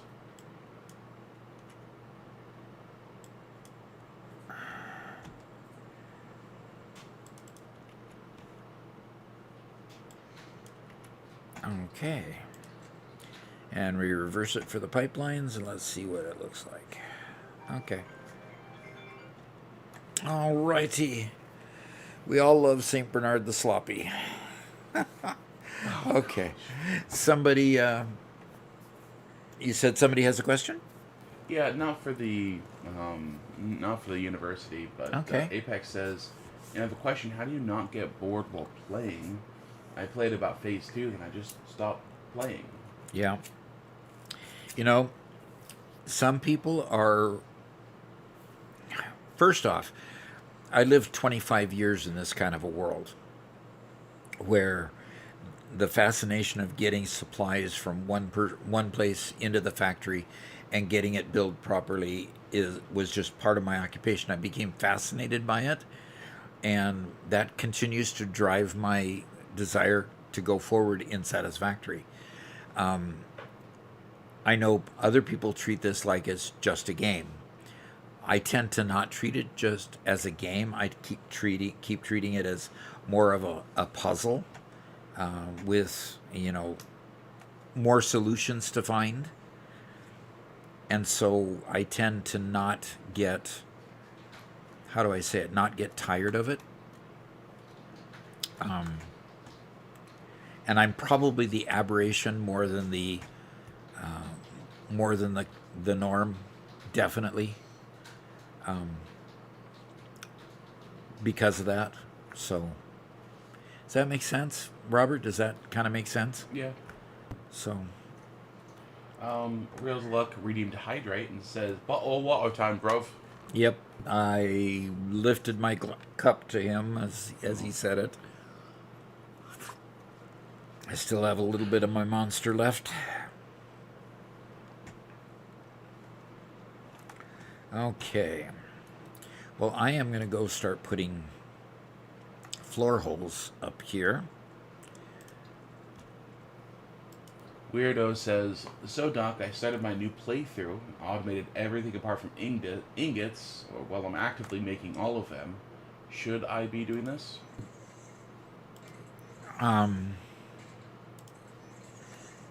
I guess... Let me try to figure out what was just asked.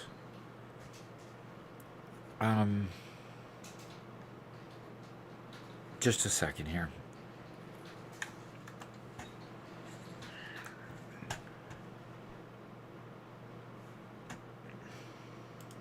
There, it's back. Okay. I've started my new playthrough and have automated everything apart from ingots. What do you mean by apart from ingots? Or, well, I'm actively making all of them. Should I be doing this? I'm not quite sure what question you're asking. Yes, you should be automating things. Yes, you should be automating, definitely.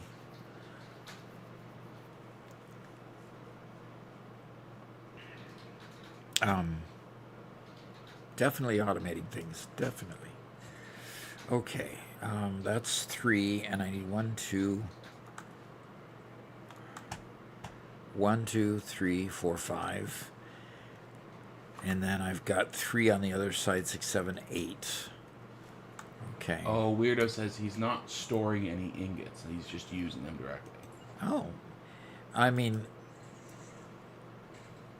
that is one philosophy that in fact, Robert adheres to.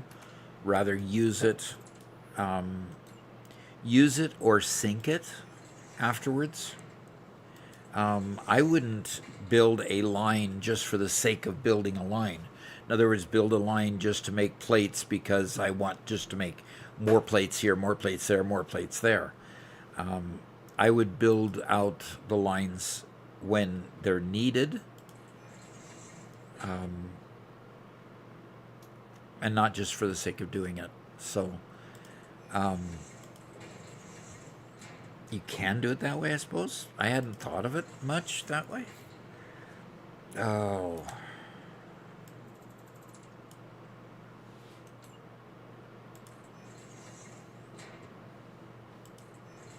What is flashing? I'm looking up here and I'm seeing this flashing going on. Weird. I thought I was. Yeah, every time I move it, every time I move my mouse, it goes dark and light. That's weird. Okay. One Metal Fist says, oh yeah, I forgot to mention one tiny detail. This is going to be a full map factory. The main factory will sit in the middle of the map, and everything else will be spread across the entire world with trucks, drones, and complete logistical insanity connecting everything together. That sounds like a good idea, actually. Sounds insane. Yeah, it does. It definitely does sound insane, but we've come to learn that of One Metal Fist, right? Insanity follows. Uh-huh.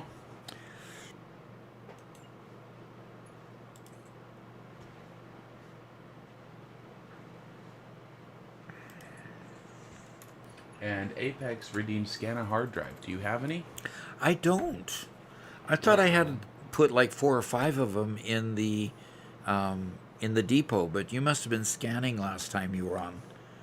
And you scanned quite a few of them, maybe? I pulled a couple out because I needed them for unlocks in the MAM, actually. Okay. Okay. And unlocks in the MAM are important. Definitely.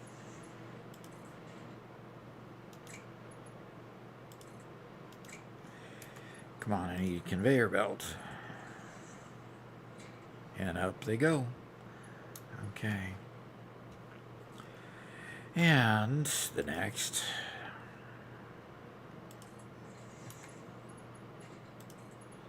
There we go. So, Weirdo's question, said a little bit cleaner, is should I store all the things I automate or only automate to get further things?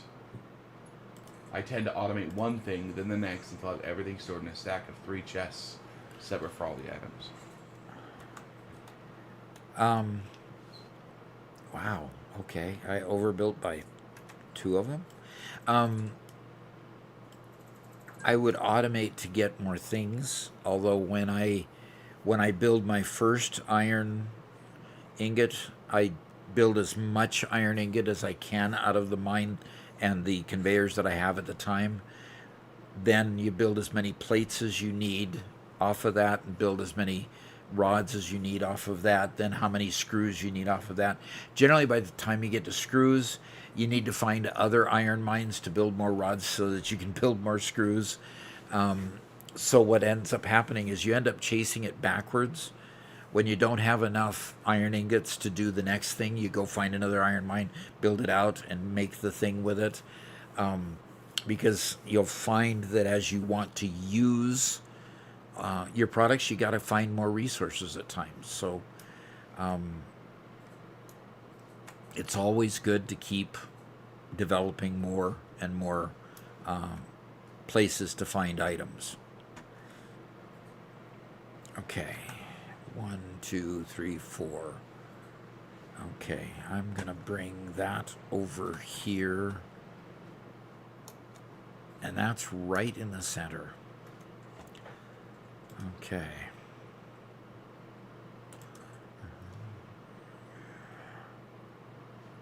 I didn't.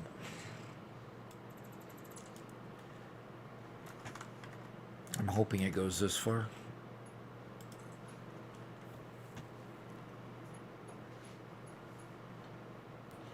A weirdo says, "Thanks, Doc."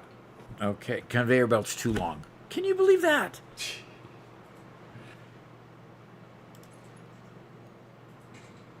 It built anyway. It's right on the very, very edge of being too long. One Metal Fist says, "To answer your question, Doc, if I ever started a third save, I'd probably play more normally just to relax a little, instead of putting myself through industrial suffering again. But honestly, I'd still pick certain alternate recipes I really liked, because some of them are insanely strong, even if you completely melt your brain trying to organize them." Okay. Well, that's a cool, honest answer then.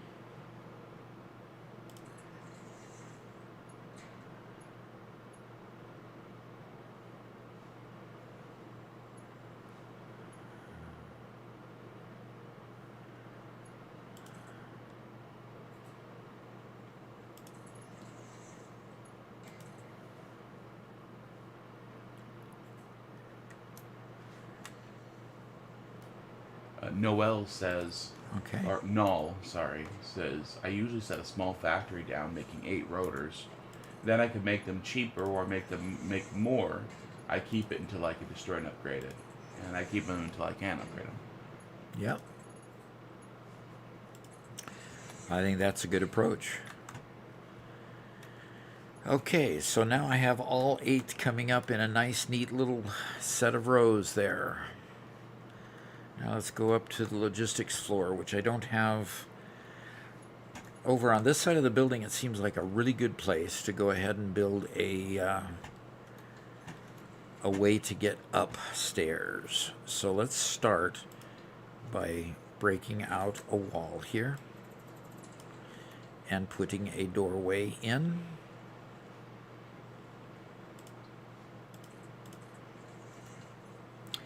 And then let's build a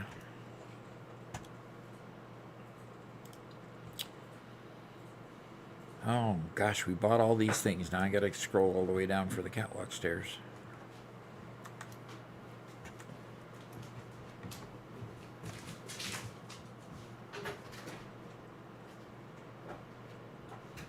These are the hardest things to get placed, you know? Do you have that problem, Robert? Yeah, they're pretty funky.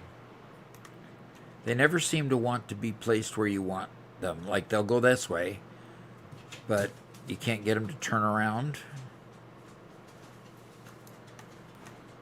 I have to use scroll wheel a lot to flip their angle. Yeah, I'm trying to get it to flip to go away from Move me. your mouse barely down. There you go. Got it. All right, Robert knows the secret. One Metal Fist says, "Doc, I'm actually curious now. If you had to divide the map into industrial regions, how would you organize it? Like, where would you put plastic, rubber, steel, aluminum, nuclear? and the other production chains across the map. Kind of interesting how you'd split everything up logistics-wise. I would put my oil factory in the northern oil fields. I'd put plastic and rubber in that center place where there's 4 oil nodes right in the center of the map. Center of the map more biased towards the dune desert and in that area, kind of north of the swamps in that area. I would put that plastic and stuff there. As far as aluminum, I'd try to build the aluminum plant in some middle area through where where the bauxite is. It's kind of through the middle of the map. I'm breaking that logic here because I had built so much factory here in the dune desert that I brought the bauxite here.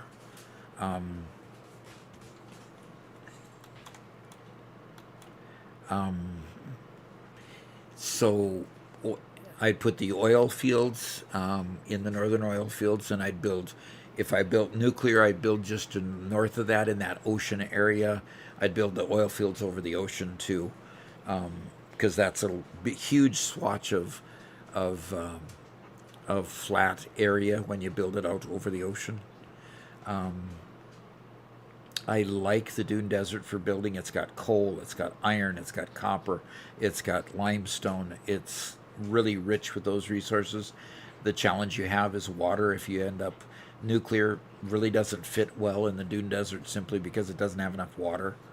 You want to build that out over an ocean, but you could build that in the alcove next to the swamp if you wanted to put a nuclear power plant out there. It'd probably be a fairly decent place. So logistics wise, I don't know how to say it any different than that in particular. That's roofs, that's why. Okay. Foundations, come on. Half foundation, there we go. Whoops. That half foundation. No, asks, how long is the stream for? We'll go to 1 o'clock today, another 2 hours.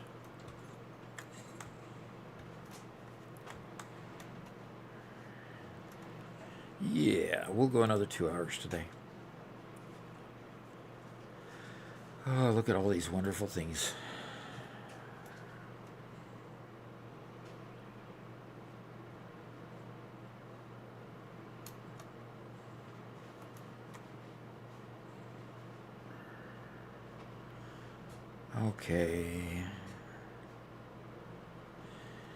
Okay, what trick did you use before that you told me about?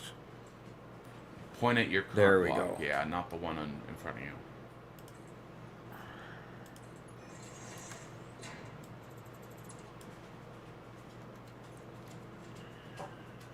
Go all the way up here. Weirdo and Null are both talking about some cool alt recipes they got. Weirdo mentions Caterium wire, which is always nice. Yeah, that's always a nice recipe, yes.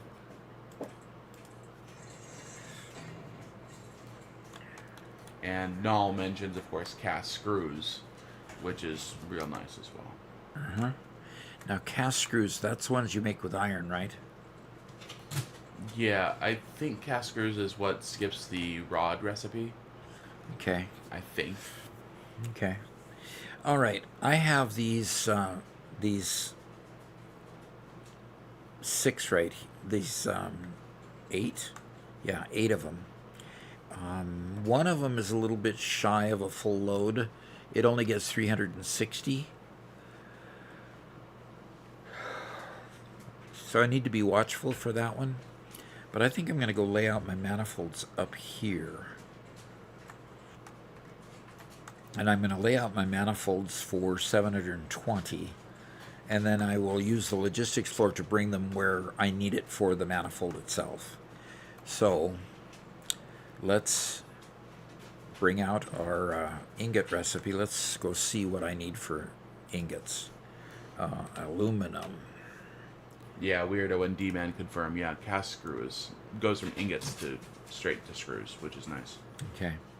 So I need a smelter, and I can go straight from scrap to metal to ingot, replacing the normal recipe, aluminum ingot, which takes 3 silica to go to an ingot. Now I lose a little bit of production. I only get 30 per minute this way, and it's a 1-to-1. So I'm using a little bit more aluminum scrap, but I don't have to worry about getting the silica to it and having to use a foundry. I think I'll take that trade and do it a little bit slower because I've got plenty of productions. 30 per minute, so I need 30 per minute of those, and if I've got 720, okay, 720 on a conveyor divided by 30, I can make a lineup of 24 smelters. Am I going to have enough space for 24 smelters times 7? Probably not. Probably not. I might have to have a second floor just of smelters. That's insane crazy. Yeah. Okay. So let's start with... And smelters, thankfully, are skinny. You can fit a lot of smelters in a short space. So the question is... Okay, I think...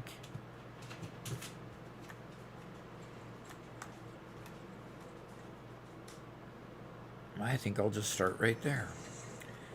And I'm going to save myself a whole bunch of time and configure this with the alternate pure recipe. There we go. And copy that so I can just keep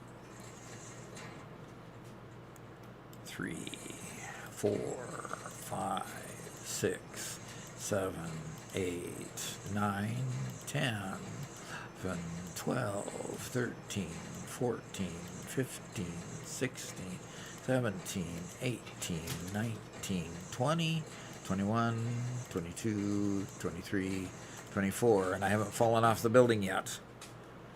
Oh, and I haven't even got that far. Good. Good. That is... Oh, can you imagine how nice it's going to be to daisy chain all these together for power? That will be very nice. Oh, yeah. Oh, big time nice. Okay. Duncan says, for people who have beat the game, I wonder what percentage do it in their first ever world, or is completely starting over in a new world statistically necessary? Probably not statistically necessary, but I'd say there's a high probability that most people will start over before they go all the way to the end the first time. I did, but I did more because 1.0 came out in the middle of me going through my release 8, and I just started over in the new 1.0 world. When 1.1 came out, I think I did the same thing. And then I finally completed it later on in 1.1. So I started over at least 3 times, at least twice before I actually completed it. Probably more than that. So, and One Metal Fist thinks a lot about iron and coal in the Rocky Desert. Yeah, I would agree with you. The Rocky Desert's pretty good. Okay.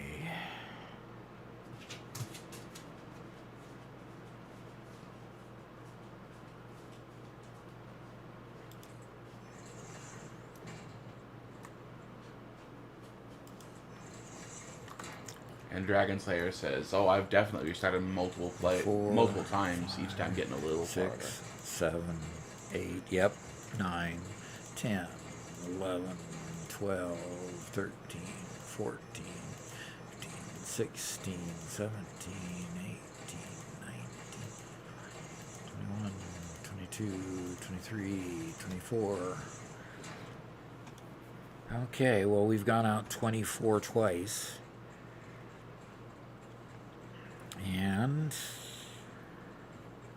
And Null says, "I restarted because I got too deep in early game and never progressed. Uh-huh. got new knowledge. Yeah. Yeah, a lot of people go through that. It becomes too much to hold in your head, and you have to reset. Yep.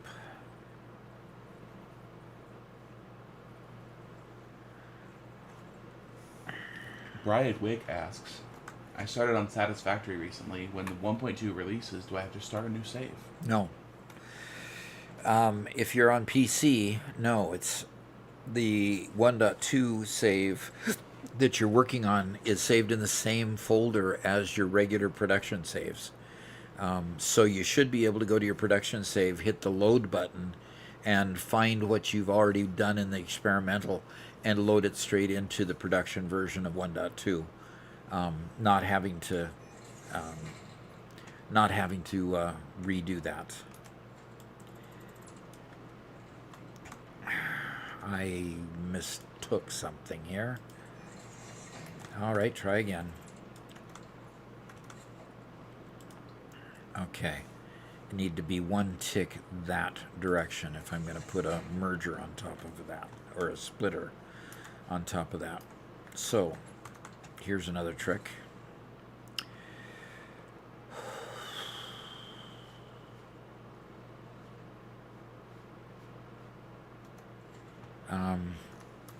Let's put this on top of here. Rotate that. Good. Put a splitter on top of this. And yes. Put a splitter on top of that, and then I've got the conveyor hole down below that I can pull it, pop it up into, and now I'll just keep putting these in a row.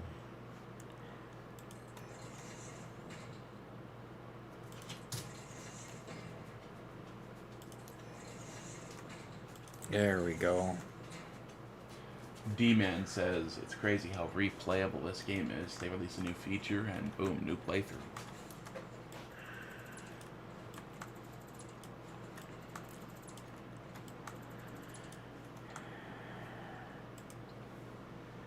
Okay.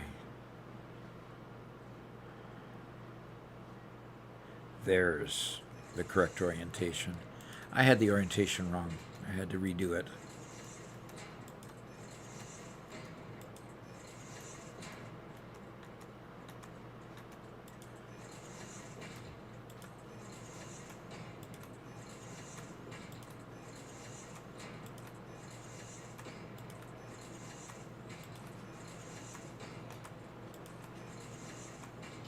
And Crimvale's here. Says, hi, how is everyone? We're doing good so far. Yeah, it's been a good day. Yeah, working out the logistics of a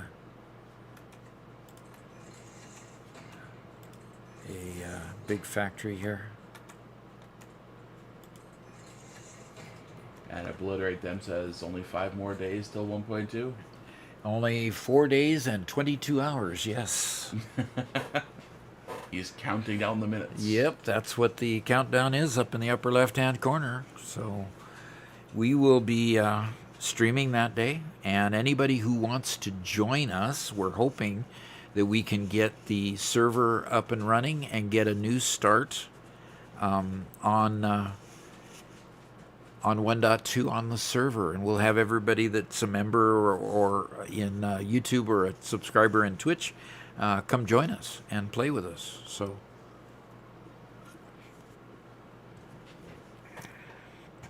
okay,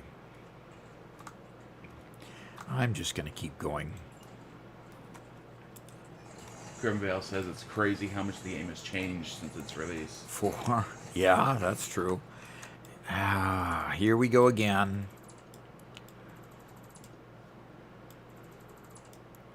When I copy something, I expect it to lay down in the same orientation. But if I forget to check, guess what happens? It's not in the same orientation. Because it doesn't rely on the world, it relies on your position. 6, 7, 8. 9. ICDM asks if the 10, time of day for 1.2 has 11. been confirmed. No. The time of day is an estimate on my part based on what time of day they have released prior versions. 1.0 and 1.1 were released at 9 o'clock if you were in the winter and 10 o'clock here if you're in the summer. Here it's going to be 10 o'clock Central U.S. time. So that's our estimate right now. I would like to hear a confirmation, but they don't generally confirm that stuff until right when they're about to do it. So we'll see.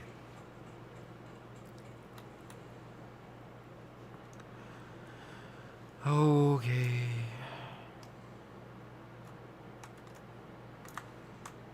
And Oxidizer subscribed with Prime.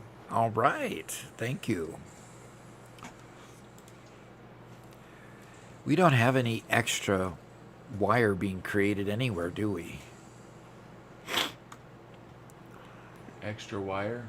Yeah. Just that storage container right there. And it's empty. I mean, yep, it's about time for a second story in that wire factory.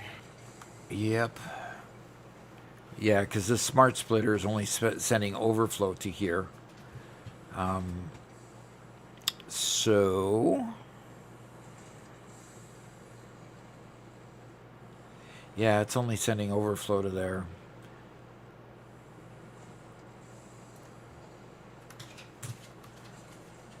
Overflow to the right.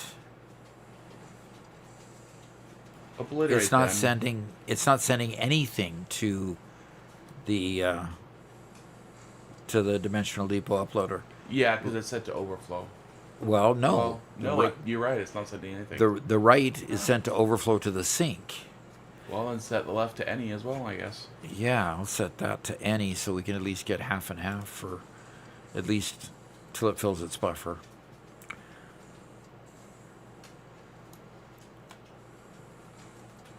It'll short the reinforced iron plate line for a little bit, and then it'll fill this up and we'll be fine. So it's uploading.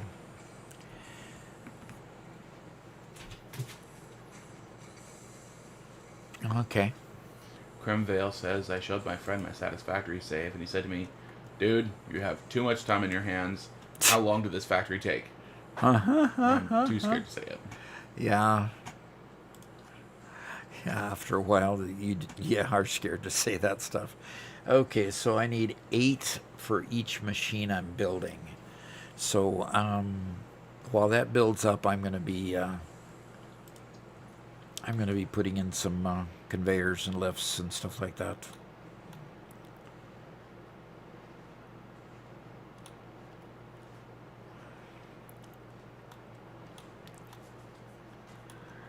Okay, now, And Harvey Birdman says, just joined. When 1.2 drops, will I lose my world on PS5?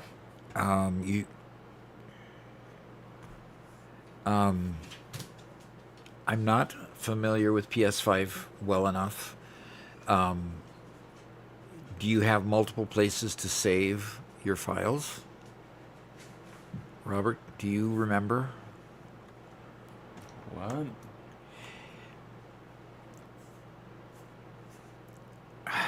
Darn. In general, they've been very friendly with upgrading. They've never had any issues with upgrading from one version to the next. I haven't heard them say anything specific, but the idea that you'd be able to carry over your save is in keeping with their general philosophy. That's the way it worked with upgrading in the past, and I don't see any reason why they change it now. Yeah, I can't imagine losing a save. The question is, are you able to save multiple worlds on a PS5? Oh, mega backup? Yeah. Yeah. I mean, that's always a good idea.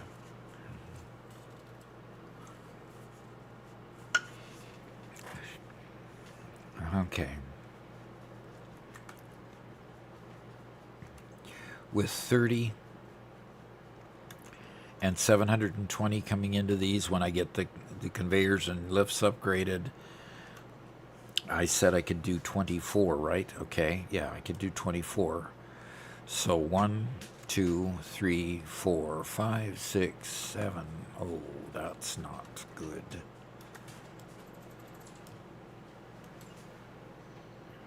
Crimvale says, I think one of the factory layouts I've done took me over 100 hours just building for max efficiency. Yeah.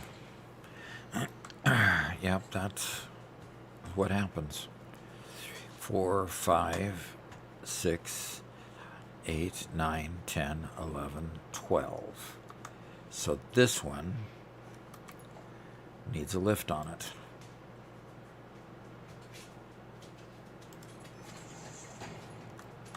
And so 1, 2, 3, 4, 5, 6, 7, 9, 10, 11, 12. Yep.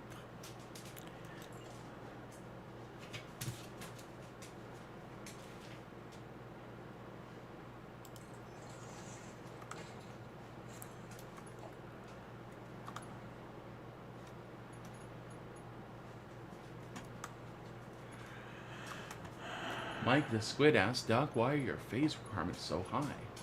Why are my what? Oh, phase requirements so high? Why would I do that? Because he's crazy. Because I'm crazy. Actually, we are playing 1.2, and the save we wanted to do this time was to have a 1.2 save where we did 100 times elevator parts. Now, at the same time, we're doing half part cost and half cost for power.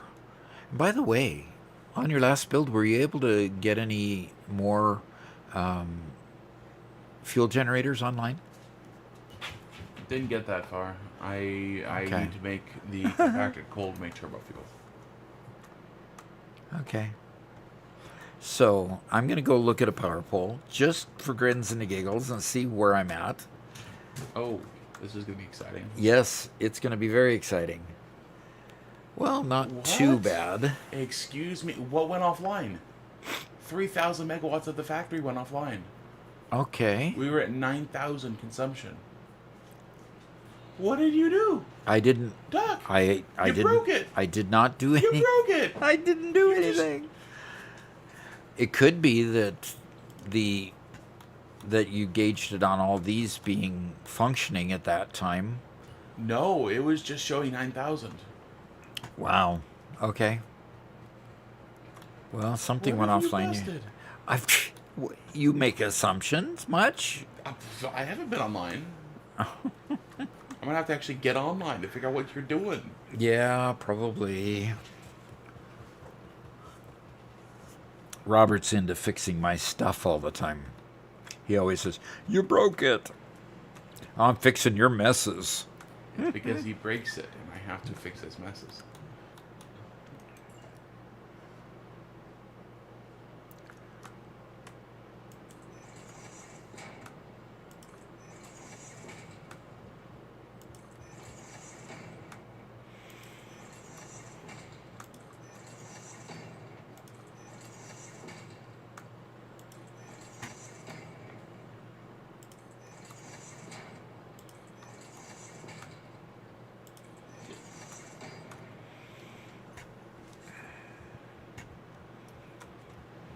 All right, let's see.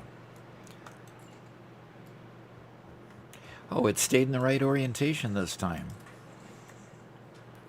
We have an excellent question from Crimvale. Okay. When you're ready, we can take it. Sure, go for it. All righty. Okay. Hey, Doc, have a question from Crimvale. Says, I'm doing modded and currently in my situation with my factory, there's an overload of items that's stopping production because it's getting backed up. But I've already built everything, so I can't destroy buildings to limit it. Any tips on how to remove the excess materials or sort the excess materials? The easiest way to take care of excess materials that are stopping up your machines because they are building up inside the machine, like for example, what I've got going down here is exactly your situation. All of these machines are backed up because I'm not getting rid of the water, and in this case it's the water that's stopping it up. It's full. 50 is the most it can handle. So once I get the water relieved, then I can expect this to start running. So as it looks here, your incoming stuff will all fill up to the maximum, one stack of each item. 50 is always the stack size, so to speak, of liquids. A full stack of aluminum scrap didn't get a full stack because the water filled up first and it stopped it. What you do is you get to get rid of that water is, in this case, I'll package it with some packagers. I'll siphon it off and send those packages to the sink, and I'll get some money for points for coupons by doing that way. I'll do the same with any other product. Like I can turn right over here to these, and they're building up. They've got too much alumina solution. Now, what I did with the silica, here's your situation. Notice there's no silica in here backing it up, and that's because the silica comes here and goes straight to a sink. So I've got both sides of the production thing coming down here, and when these start producing, the silica just go to the sink. If I need the silica later, I can just take the sink out and send that product to wherever it's needed. But for now, I'm just choosing to throw it in a sink. So that's the two situations. If you have liquids, make a packager, package it, and send it to the sink. If you have solids, just put up a sink and send it to it. The biggest concern about factories that have what you would refer to as byproducts is that you want those byproducts to constantly flow. You don't ever want a byproduct, the product you don't want out of the device, to just build up and stay in your machine. You want to get rid of it. And the easiest way is to do it with a sink. And so hopefully that helps. Let's go ahead and go back to the game.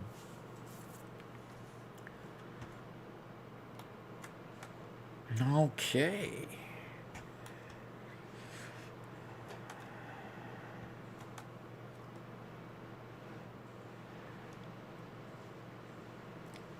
Okay. And Crimvale says, alrighty, thank you. 1, 2, 3, 4, 5, 6, 7, 8, 9, 10, 11, 12. So this one right here needs to have a lift, and it needs to come in from over there.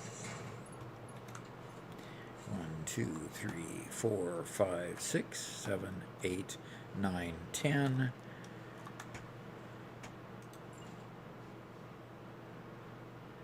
11, 12 on that side. 11, 12 on that side. Matt Okay. Robinson asks, why would you not use the byproduct of water to feed back to the system? If your system does take more water, like if I was, I'm not quite sure. In the aluminum production, usually the feedback loop is water going into another machine. It doesn't produce enough water to fund the whole machine unless you're using some alternate recipes. But generally, if you feed it back in, you've got to then manage the quantity, because what ends up happening is if there's too much, they still end up backing up in your system rather than from your water extractor. Like I had one situation where I had the water feeding back, and I had the water extractor set to the exact mathematical quantity that was needed. But all that has to happen is you get shorted a little bit of product to run that machine, and you've got all of a sudden more output coming in of water than you have than is needed, and it still backs up. So I ended up having to reduce it by 30 meters cubed. So 30 less than what I calculated that I needed to for the rest of the process. I don't like feedback loops. I prefer to sync and make sure that if I'm even using it, I put a sink for the overflow so that it always stays going regardless of whether or not think I'm going to use it all. I make sure that I've got an overflow sink in any case to make sure that it doesn't back up. So hopefully that gets that question answered. And we didn't go to the university, so okay. That particular factory that had that issue still annoys me because I still don't know why, or have any clue why that was the case. But both him and I looked at it multiple times, and for some reason we couldn't figure it out. Yep.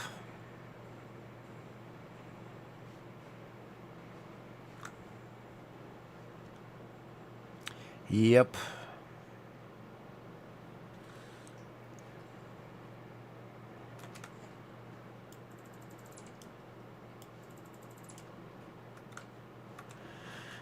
Yes. I need to do this a little bit more elegantly.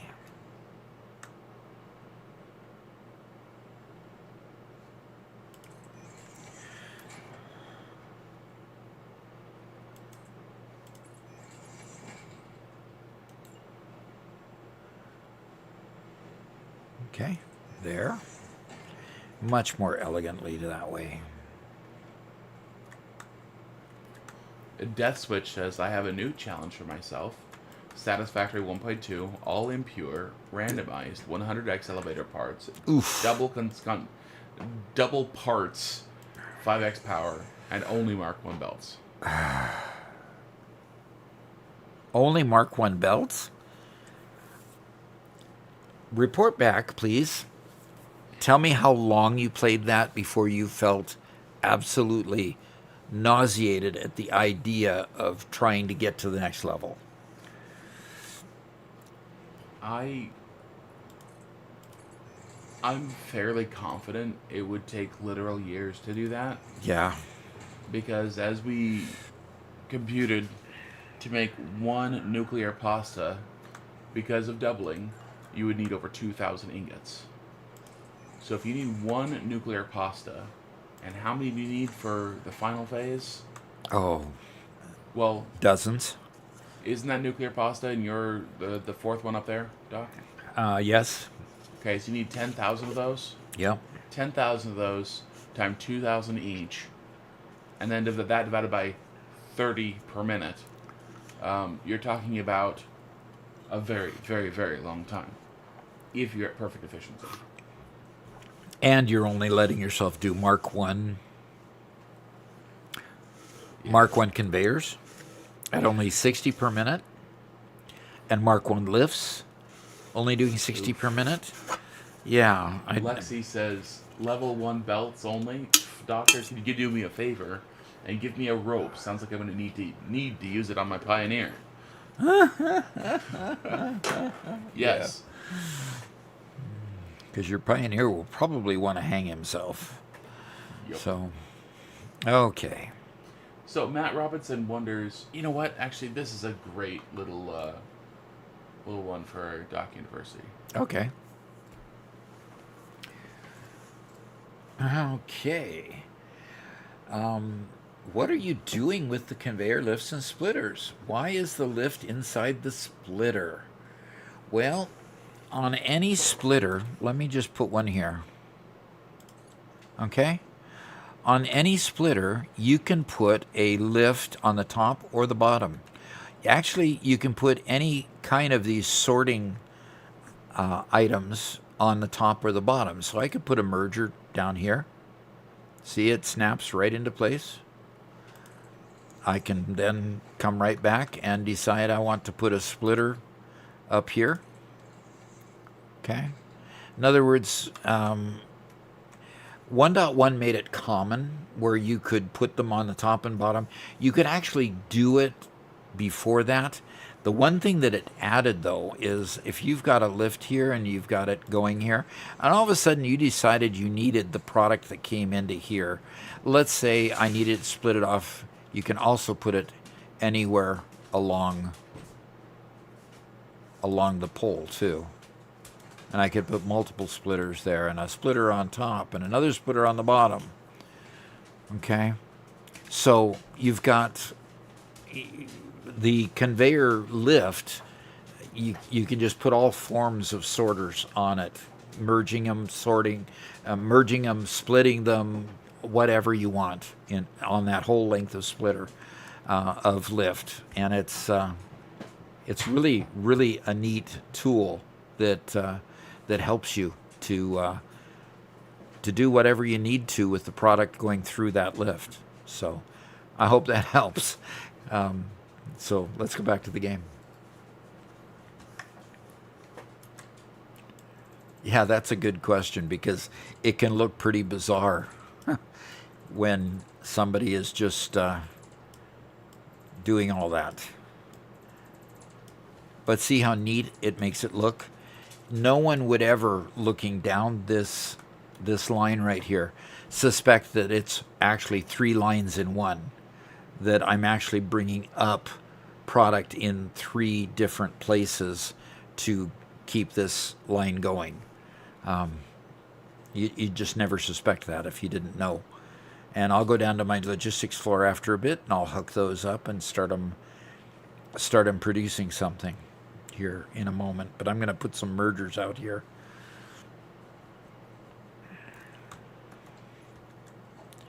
All righty.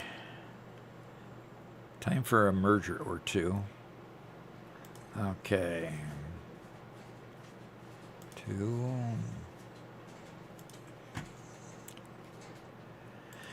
Now, what I'm going to do on this side, because I've got the same problem with conveyors that are not adequate for all the production, is when I get to 12. 1, 2, 3, 4, 5, 6, 7, 8, 9, 10, 11, 12 would be this one here. I'm going to kick it out this direction. And then we'll have these go back to normal.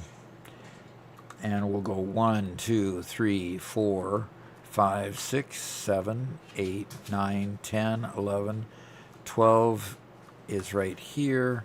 Let's kick this one going, kick that one out, and then have this one going down. And if I've added everything,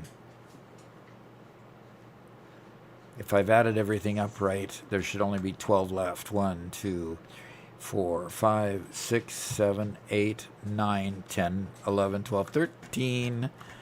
Okay, I miscounted somewhere along the line. And those 2 got out of line. So 1, 2, 3, 4, 5, 6, 7, 8, 9, 10, 11, 12. That one gets kicked out, and I just need to move it in. So one Metal Fist says, yeah, that's the hard part. Even with alt recipes, there's still a fixed amount of materials needed per minute, and belt speed becomes the real limiter. That's why I think every machine should have its own small buffer filling up first, then feeding materials gradually at the speed the line can actually handle, instead of forcing everything through one overloaded belt. 1, 2, 3, 4, 5, 6, 7, 8, 9, 10, 11, 12. That's accurate. 1, 2, 3, 4, 5, 6, 7, 8, 9, 10, 11, 12. I've got an extra one here.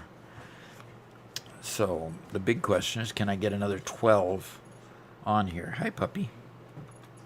And Martin Simonson is new to the stream. Okay. And noticed the countdown. And? Yeah. Wants to know what it's for? Yep, and Chad answered him. So he says, oh, sick, can't wait. Good. And Lexi says, Doc, my 1.2 save has 100 times random nodes, but I have everything unlocked from the start. Wow. With everything unlocked at the start. Okay. I appreciate that. That seems like a good balance.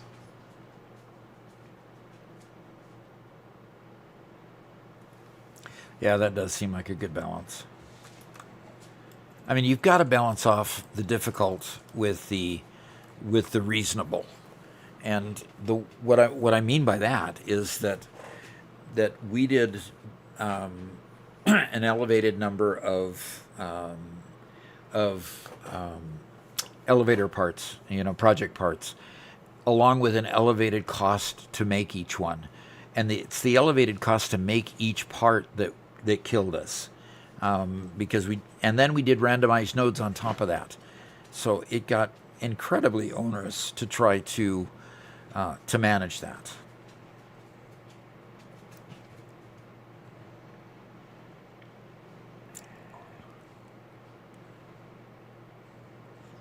Am I going to make it all the way over to that slug? I am, and still be able to fly with the hover pack. A purple slug without even having to land. Isn't that cool? Null has an odd question. Uh-huh. I say, hey Doc, how do you feel about flying before you get the jetpack? It's more like falling with style. To be truthful, I would love to fly before I had the jetpack. I mean, good heavens, flying makes it a whole lot easier to build. That's for sure. Yeah, the hover pack is absolutely massive.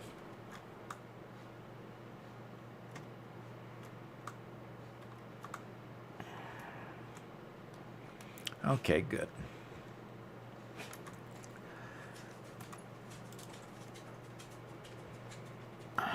And hello, Ruben. Good to see you.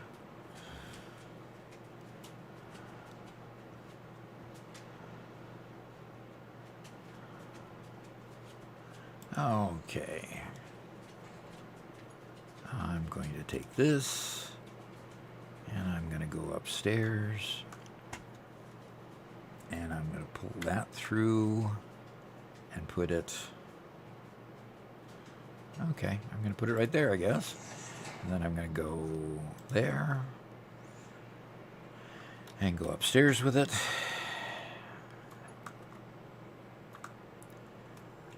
And it's going right there. I like putting the power pole right on top of where it comes through so it doesn't look like I'm clipping at all. It just goes straight in here, and that thing has power. And you don't even see the cord, which is great. Freckle White says, I feel like with the aluminum solution, it feels up too quick, and you don't produce enough silica, so I sink it, because otherwise, if I use a silica of the solution, that factory needs silica, I still always have to flush the pipes. Yep. I agree with that. But you can always try to use that surplus silica as long as you have, an outlet for it to be relieved, with an overflow smart splitter. And then you don't have to produce quite so much silica.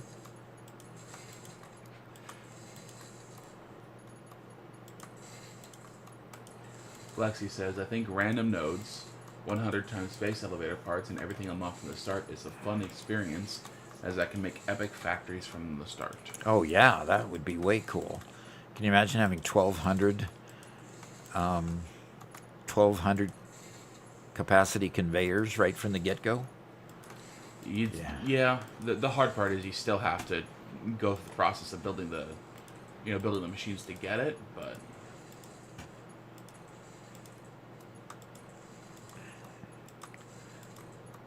but yeah, then you could skip like Mark II that uses reinforced iron plates and is always a pain and move pretty quickly.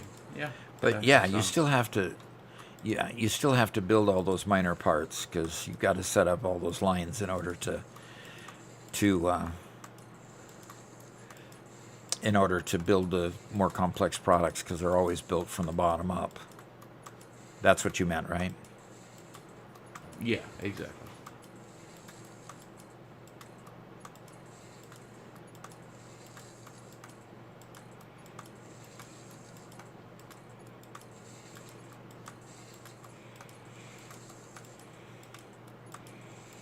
And what you just witnessed was an experience in daisy chaining, going straight from one machine to the other instead of laying out multiple poles. Now they can go from one to the other, and I just did 36, 72 smelters in just a moment. And D-Man says, that daisy chaining, I can't wait. Yeah, no kidding. It's really, really great.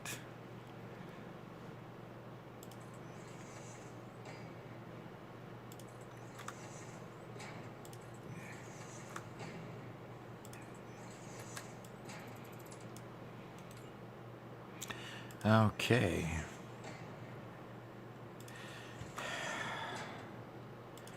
After I do this, I got to put a whole bunch of conveyors in there. Whoops. Something's not right about that. Oh, I'm sorry, 8. I missed that. Oh. Missed that comment. He says, Doc, I have a factory that has a weird bug. The Okay. fuel from the heavy oil residue seems to be powering more generators than its output fuel can handle. Does anybody else have a bug like that? Let me. You'd have to scroll up a bit. Okay. On YouTube. Can you read it again? I have a computer factory that has a weird bug. The fuel from the heavy oil residue seems to be powering more generators than its output fuel can handle. I think I have 8 generators. Well, there's got to be a calculation wrong someplace. It's fueling more generators than what you have available in fuel. Wow. Nice problem to have, but you're right. That is an interesting one, that's for sure. So I just keep on looking over your calculations. Are you sure they're not kind of turning on and off?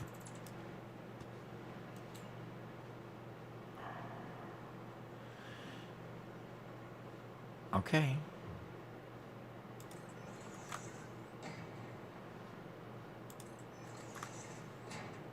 Yeah, you would think that they somewhere along the line they'd be turning off and on and off. Yeah.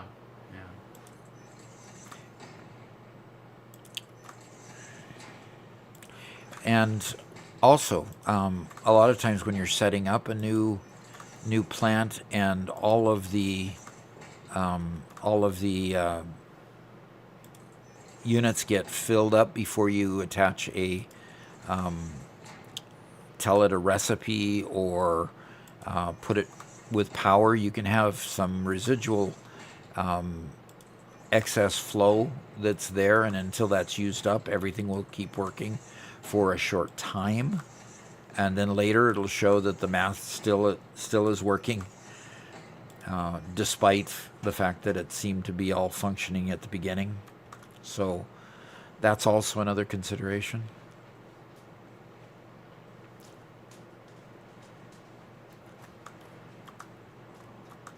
And Ruben says, Doc, do you have a regular time for your streams, or are they random? They are not. Like resources nodes in 1.2. We do have a specified time. On Mondays we go from 9 to 1. On Wednesdays we've been going from 1 to 5. And then Thursday again 9 to 1. Sometimes we come back and stream on Friday for members only. That's if we have some recording to do, and I've got to do some work to get a file resurrected so that we can get some topics together and develop more of those. But yes, those 3 times are pretty much set in concrete. Monday and Wednesday 9 to 1, and Friday and Monday and Tuesday and Thursday 9 to 1, and then Wednesdays 1 to 5. Those are pretty much constant. And 8 says, I've been playing for hours, and it's constantly full. Nothing's turning off at all. Oh, okay. That's crazy. And all the machines are full too, huh? You don't have a machine that's almost ready to starve or anything? If that's the case, you've got some a nice situation, actually.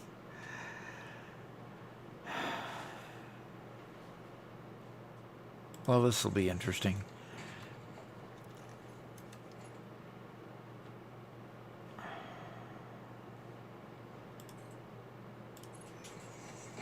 And we'll put a merger on that.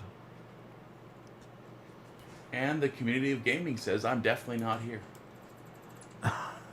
Good to see you again. He's definitely not here. Okay.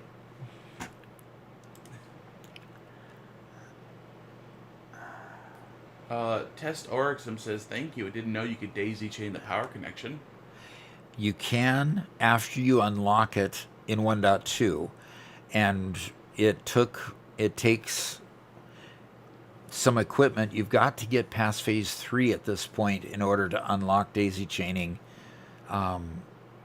So it takes a bit to get it. But yes, daisy chaining is possible. It's later in the game than it really should be.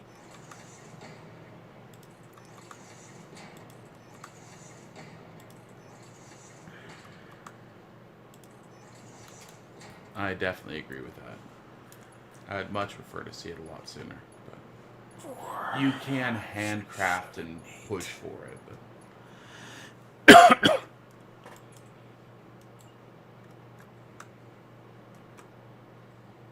9, 10, 11, and 12. We're going to pass on 12.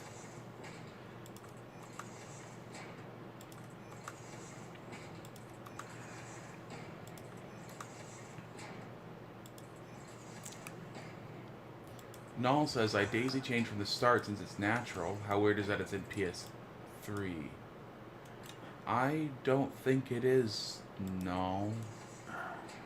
Daisy chaining was introduced in 1.2, and 1.2 is not on PS3 yet. Yeah. And when we say daisy chaining, we're talking about going from machine to machine, not from pole to pole. You see how the wire is just going from machine to machine without any poles being placed anywhere in this whole floor. So that's what we're talking about. 1, 2, 3. Community of Gaming 4, says, how 5, are y'all? 6, 7, 8. Oh, P3. 9. Oh my gosh. Okay, he said in P3, Phase 3. I thought he meant PS3, which of course makes no sense because we're not on PlayStation 3 anymore. Okay. Phase 3. My error, Doc. Okay.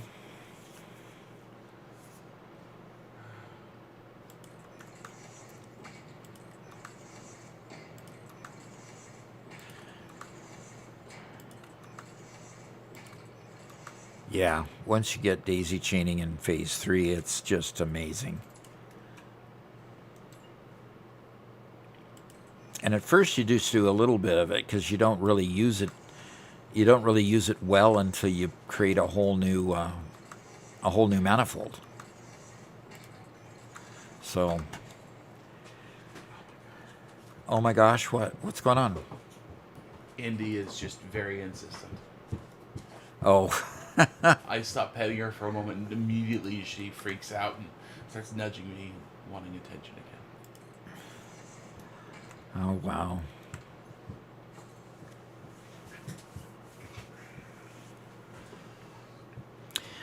Now I'm sending this side to into the floor because of the proximity to the edge, so I'll send them over to that side to make the other products.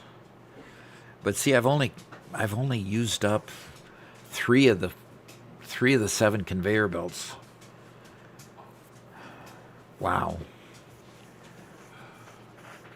8 says, thank you for reading out my comments, Robert. I'm off for today. It's 1 a.m. Good night, guys. Good night.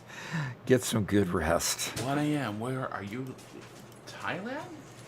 Korea? Well, good night. Have Yeah. a good sleep. Good night. Have a good rest. Okay. Oh, that's Australia. Oh, okay. Down under. Down under.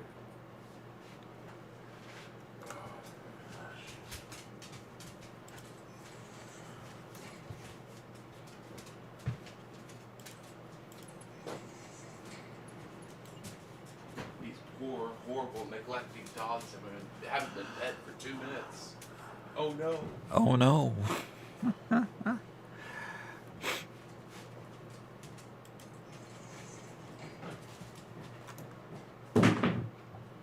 This fridge is looking pretty pitiful, Doc.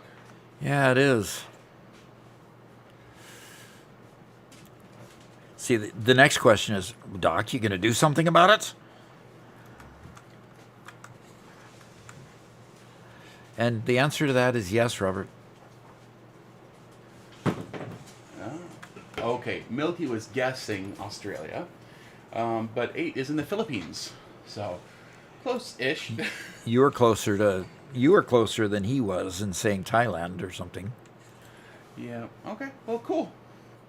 Good to have you here, and have a good night.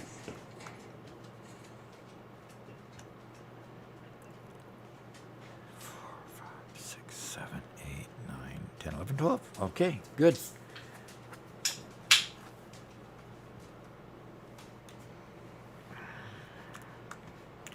It's time to start putting some conveyors in here.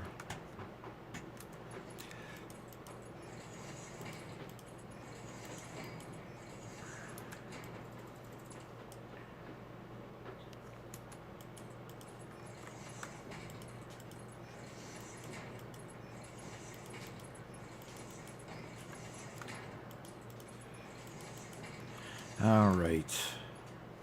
That one's off.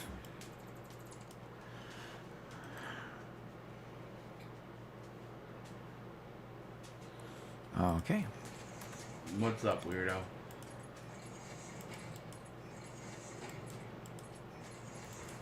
Yes, I've been playing for 8 hours in my save. I've automated everything apart from rotors and smart plating. Is that bad?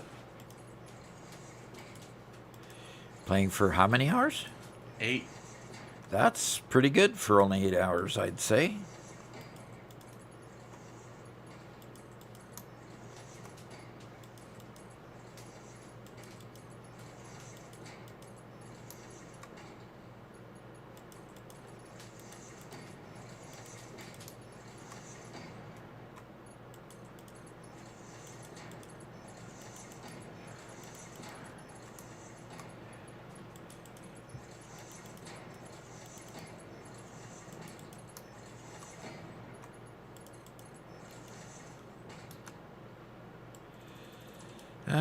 Occasionally that gets a little bit off.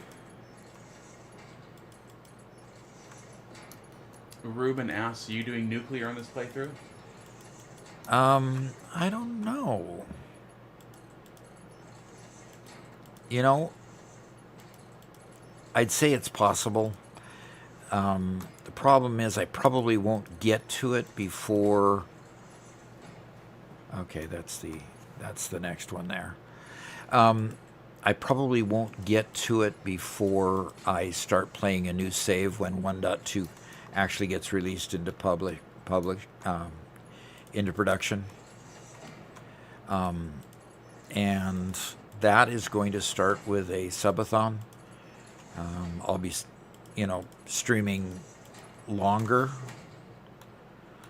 I'll be streaming for 8 hours the day of the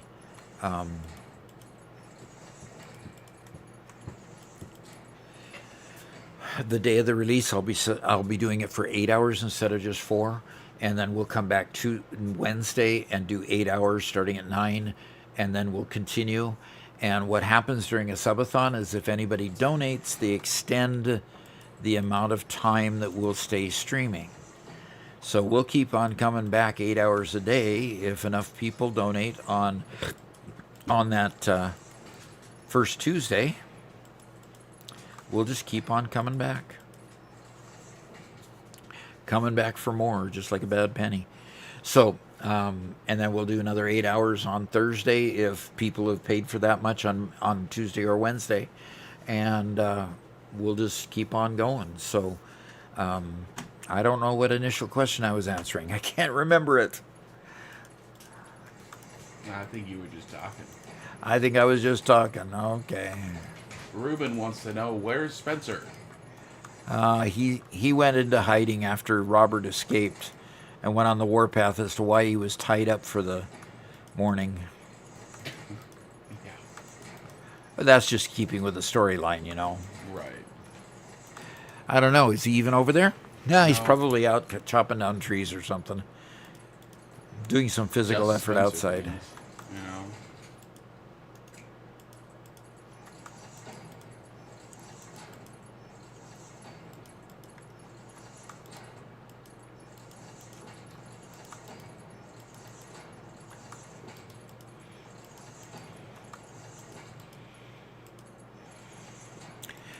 Okay.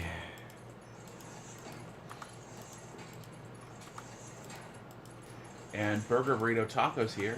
All right. Says, how are you? I'm trying to study for my Korean small test. You take it 18. Light work, to be honest.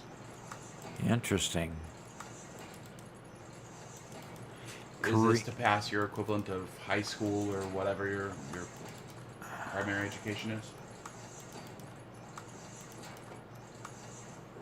Oops, that one didn't quite do it. I don't know why they do that.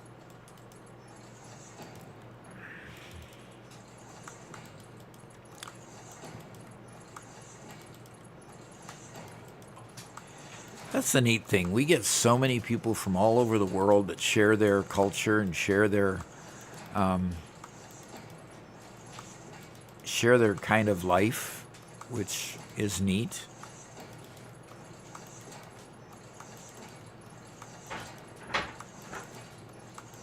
Yeah, it is pretty neat. So One Metal Fist says, how about you, sir? By the way, Doc, can you please change to headset instead of speaker? Oh, man, I've been on that all day long. Does that mean nobody has heard any game sounds the whole day? Probably. Okay, well, gosh. See, the thing is, it should be on my... I should be able to hear it on my headset instead of out loud. And I didn't even notice it. And I came in here, I didn't recognize it either. Okay.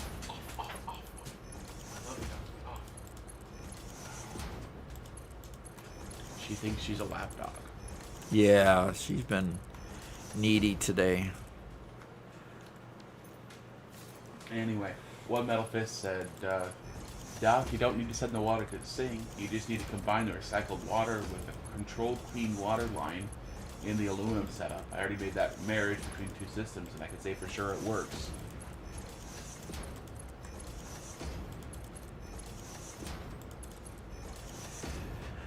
Yeah, controlled clean water line in the aluminum setup. Yeah, I got it to work. It was just too much bother to get it to work is all.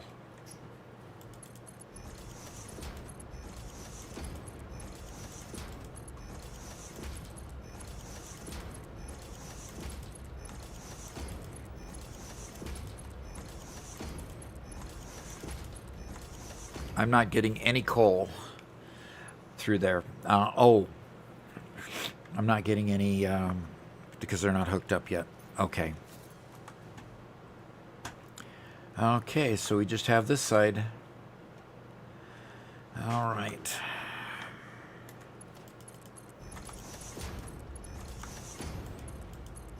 If I just get this one line working, I'll be so happy today. You know? Sometimes it's the small things. Yeah. Okay. They confirm they can hear your game sounds. They were probably hearing the game sounds before through my mic. Yeah, probably.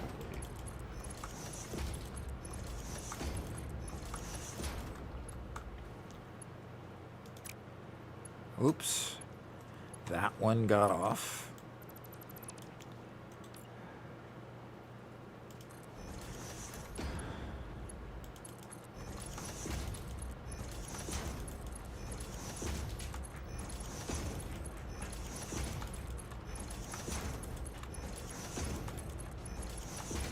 So Burger Burrito Taco says the small test is called the Sunan 8 hours of grueling light work of writing, and if you fail at life. If you fail at life.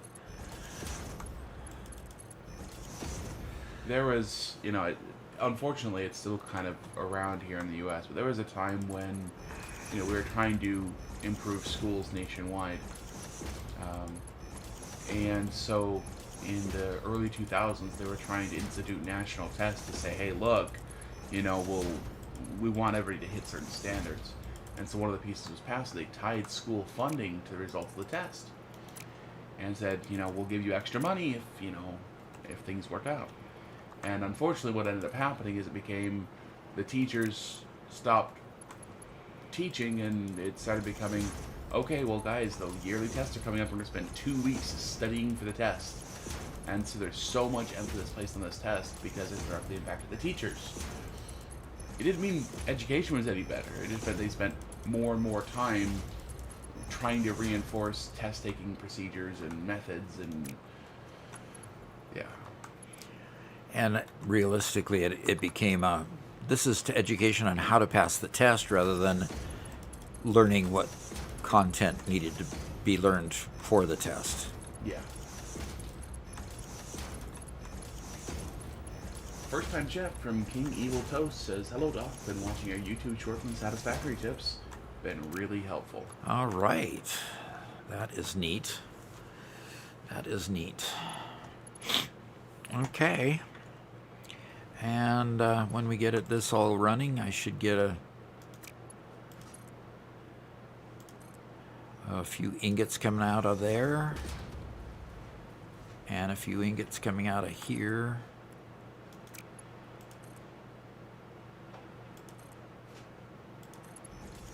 And there should be 3 places. So this final one here would come out of here.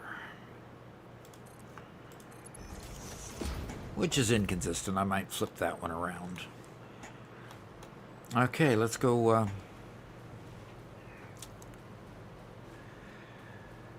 Let's go downstairs. Oh, it's raining out, isn't it? Is it raining? No, it's not raining. It's just dark. Just dark. Just dark. Okay. Now, I do want to check.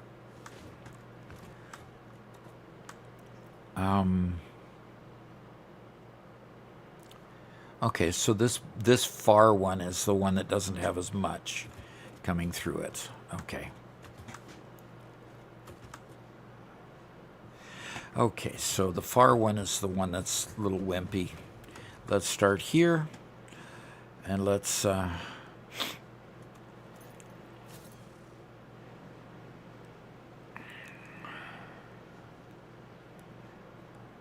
okay. One goes in there.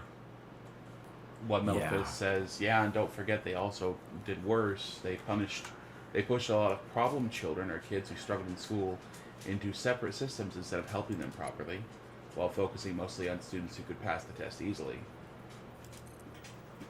Yeah. Yep. I mean, that's what you call perverse incentives. Yeah, you promote bad behavior by the wrong incentive.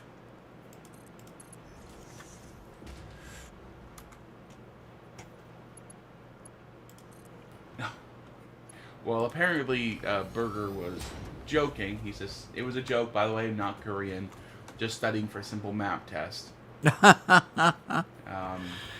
Okay. ESO, which is History, Geography, Religion, Society. Okay. Okay. Anyway, he's going to go take a break so he can study a little bit more. Okay. Good for you.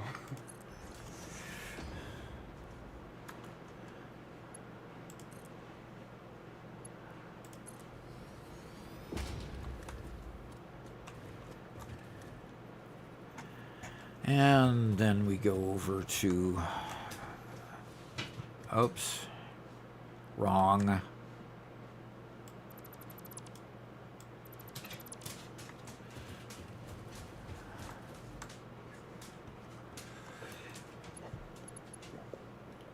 There. Hi. Hi. How are you? I have a puppy dog that wants attention from me now.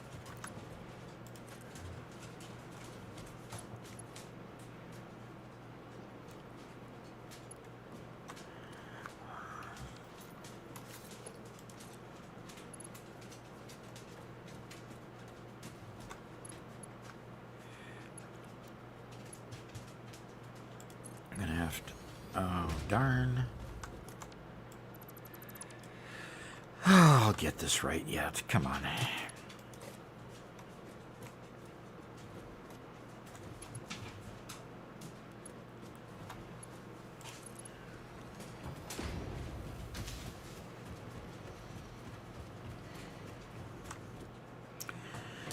Okay.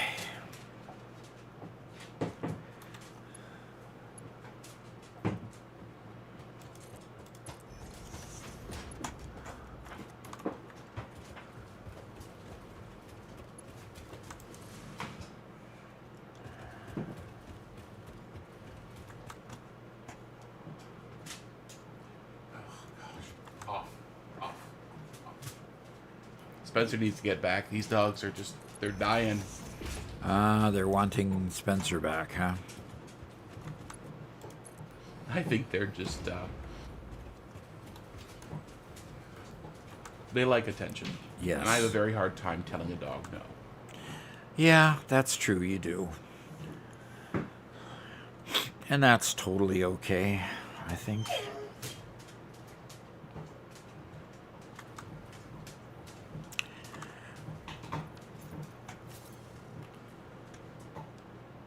Down in the dungeon, it's dark.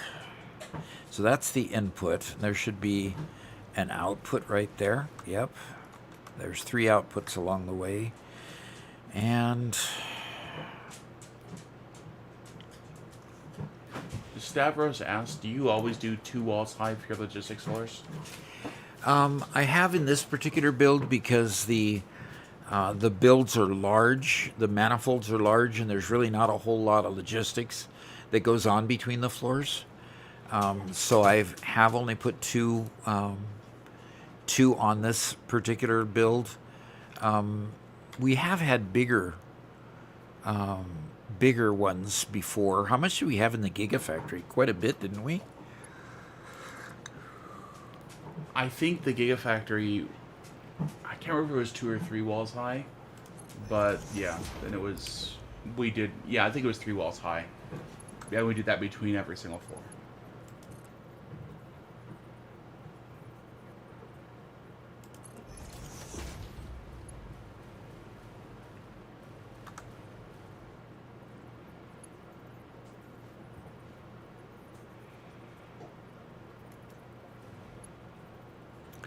How can the bottom one be going down and this one be going in?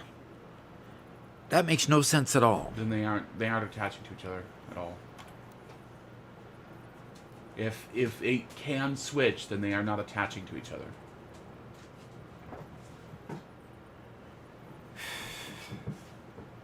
So, you know, I'm finding that a lot. I'll attach the top part, I'll go to attach the bottom part, and they don't function. They just back up, and I have to deconstruct it and reconstruct it again. How can I prevent that? Okay. Right now, they're not attaching to each other. I could see that. So do I have to go upstairs and deconstruct it? I don't know. I don't know if you didn't get it connected to the porthole up there, or if you're not getting it connected to the porthole down here. Like right now, the fact that it's yellow means that it's currently in somebody else's space, which means it's not connecting properly. Yeah. It's not happy right there at all. Yep. I agree with you that it's not happy right there.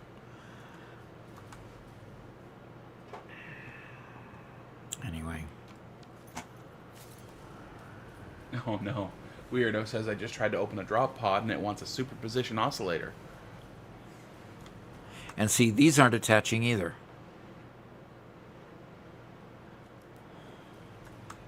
They should be going. And that's so frustrating. I've constantly had to construct and reconstruct. See, it's just not bringing anything up.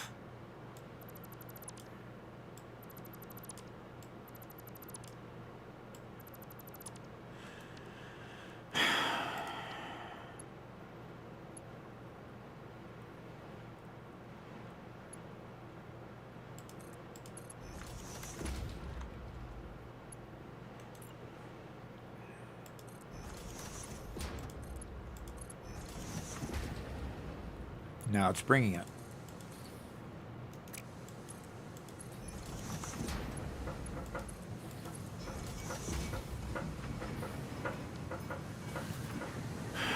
Okay, so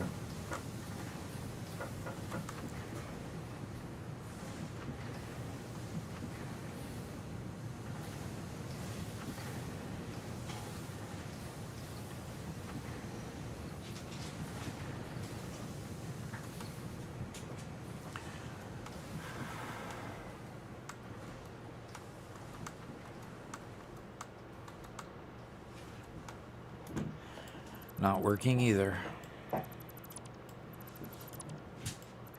So maybe it's that you have to put one that has the supply on first instead of just setting it up. I don't know. I've done it both ways. And you've had it. I've had it be a problem both ways? Or have you been successful both ways? I've been successful both ways. Okay.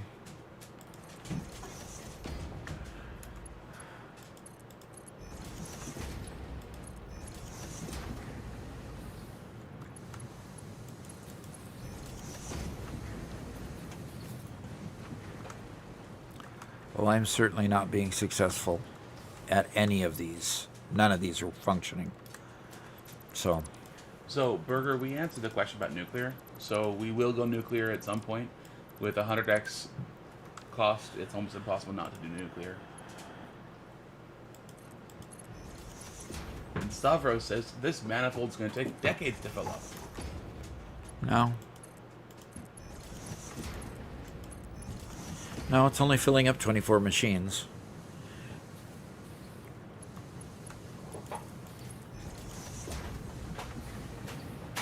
Okay.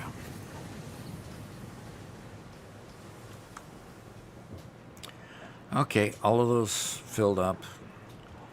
And with these wanting to go down, yeah, this is not taking it down.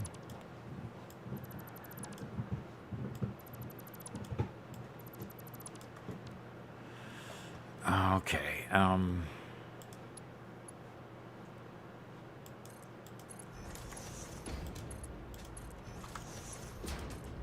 oops.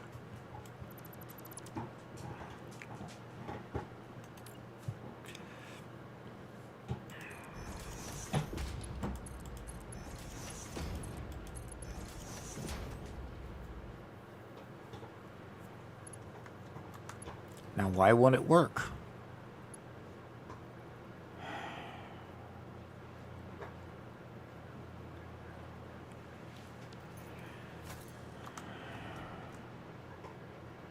Well, it probably is working.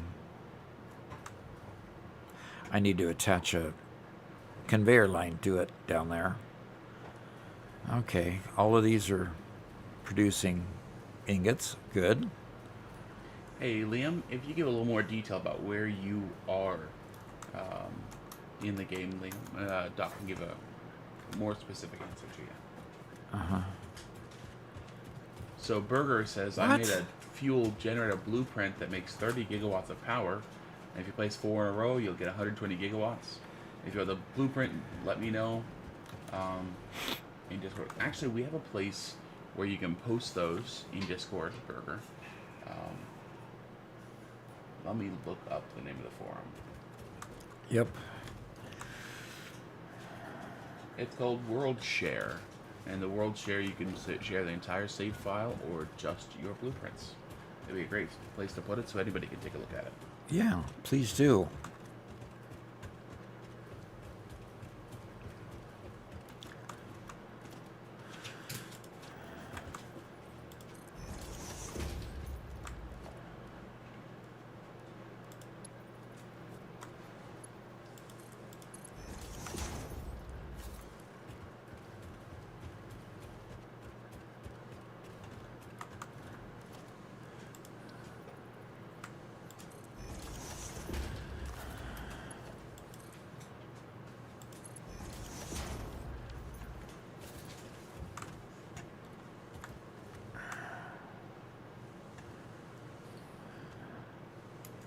So Burger Burrito Taco, if you go to our Discord and you go to the World Share Forum, it's in the Satisfactory area. Then you need to click on the blue button that says New Post, and you'll be able to upload your blueprint there. Good.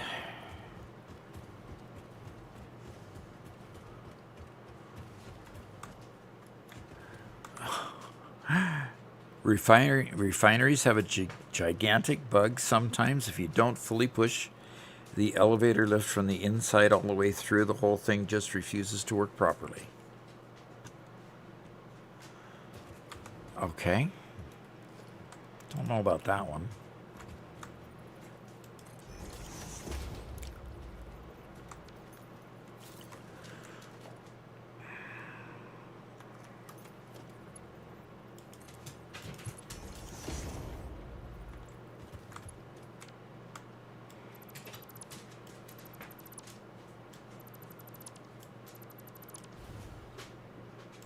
Well, that's not what I wanted to do, that's for sure.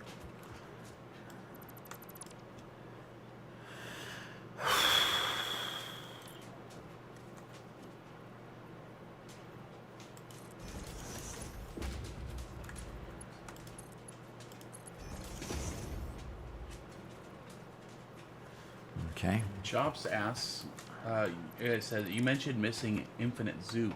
What mods do you normally play with? Well, Infinite Zoop and Infinite Nudge are pretty much a couple of my staples.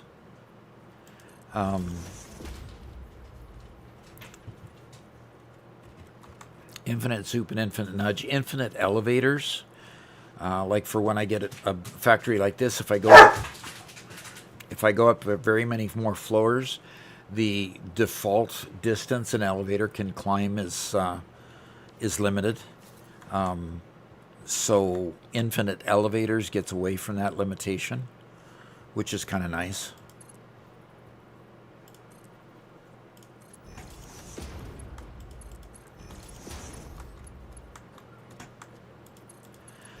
So Infinite Zoop, Infinite Elevators, Infinite Nudge are three that I usually will use. There's another one called Flex Splines that I have a love-hate relationship with it, because Flex Splines allows you to do longer conveyors and longer pipes. But if you decide that you want to put a splitter in the middle of where you've made it longer than the game usually allows, if you do that, it can tend to give you some weird results. And sometimes you have to rebuild the conveyor between the splitters or between the pipes, either the T pipes connectors or the X connectors. So while I like it, there are things that I don't like about it as well. So that's Flex Splines.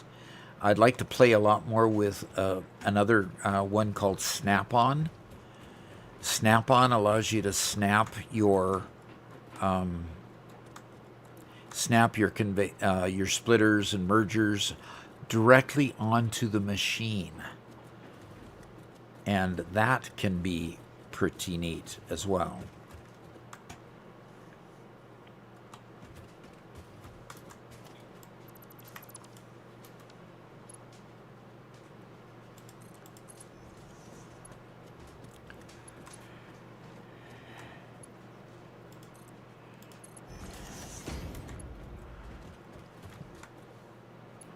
And Mr. Nord redeemed Hydrate. I don't have anything to hydrate with at the moment. I drank all my drinks that are on my desk. Josh asks, what's the difference between Zoop and Infinite Zoop? You can normally zoop in-game, but you can zoop only to 10 items in one direction. Infinite Zoop allows you to zoop in two directions at the same time. Like you're building a floor, and normally you can go 10 out one direction. With Infinite Zoop, you can go in two directions, so you can make a 10 by 10 section all at once. And then as you unlock different levels of Infinite Zoop, you can then zoop 15 by 15, then 20 by 20, then 25 by 25. And that's just a matter of unlocking the various levels of infinite zoop that are available. So.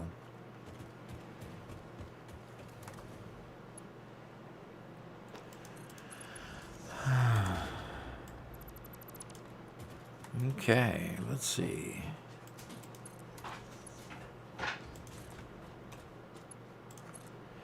Okay. Now we'll see if any of those will work. I have to take care of the water issue before I can test any of these now. The initial stock of stuff that was created before the water flow became a problem. In other words, the ones that I'm actually using are these first three, and they're all empty because of, these being full of water. So these two would be full of water. Yeah, full of water, no aluminum scrap.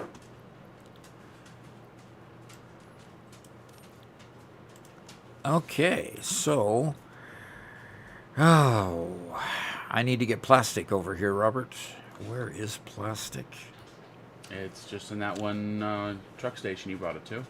Yep. That was kind of a rhetorical question because I kind of knew where it was. But Okay. I'm wondering, is it bringing enough plastic? 12:30.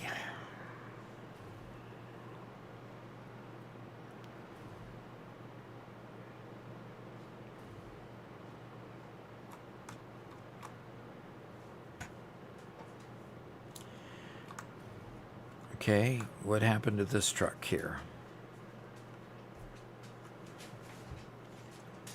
It's full, and why is it not driving? Okay.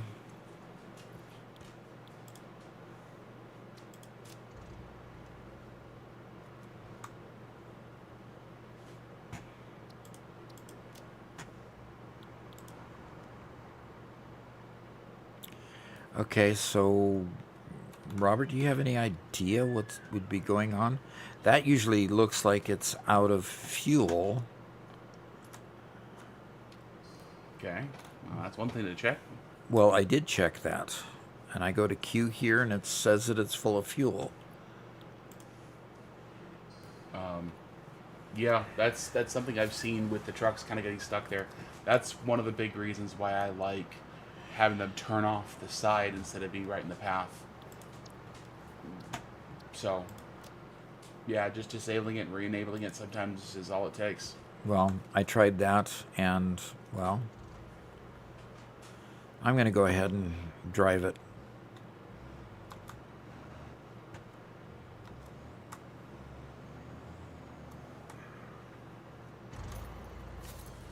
Burger says there's a mod called Cross Blueprint or something that shares all your blueprints in all worlds. So you can create a new world, you got all your old blueprints. Wow, okay. That's weird. Come on. Don't run into me. I mean, all it takes normally is just taking the file and transferring the file over, right? Usually.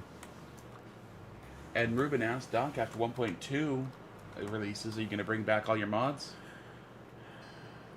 I want to, yes.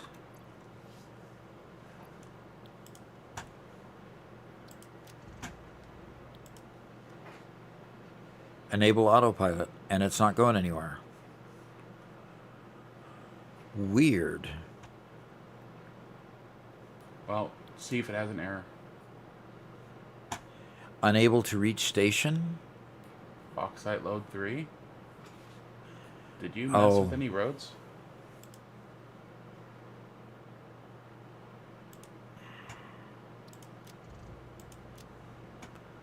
No. There it goes. Okay. It didn't register that it had stopped and loaded at the other at this load station. But the bauxite has been full on the train, the truck stations, and the unload truck station for a while now. So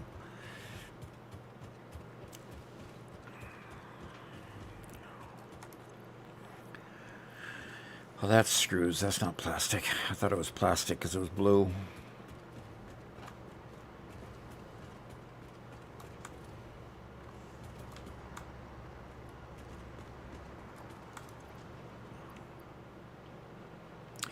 Well, obviously there is plenty of plastic being unloaded here. Not using it where we're needing it over there.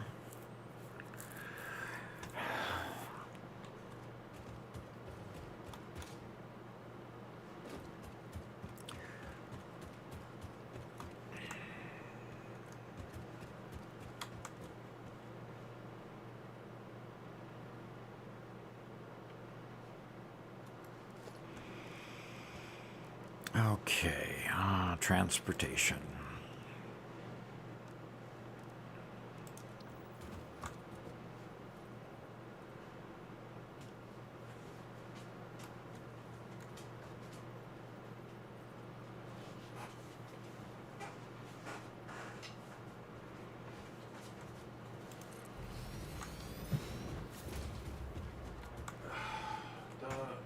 Yes, dog? You have a dog mess right by your desk here. Okay. A messy one? Yes, messy. All right. You're going to go out and get Spencer?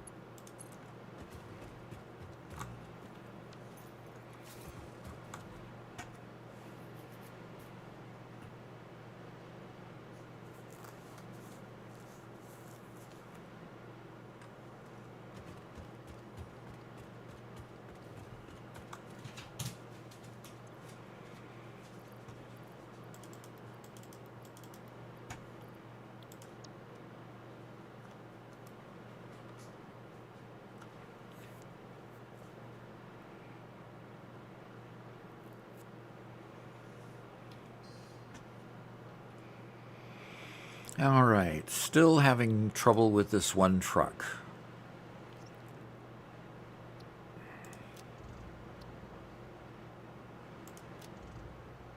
And it says it's unable to reach the station.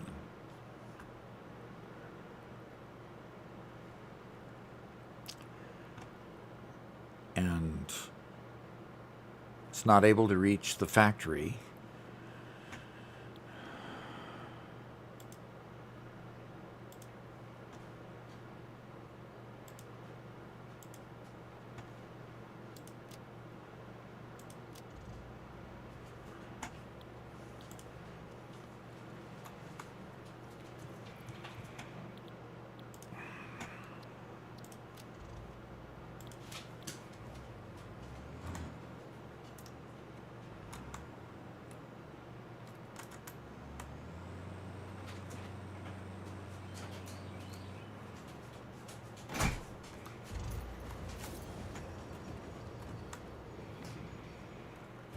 It stopped at the same place again, Robert. So. He's not in here. Oh. Is the stream still going, or are you done? Yeah, the stream's still going. Okay.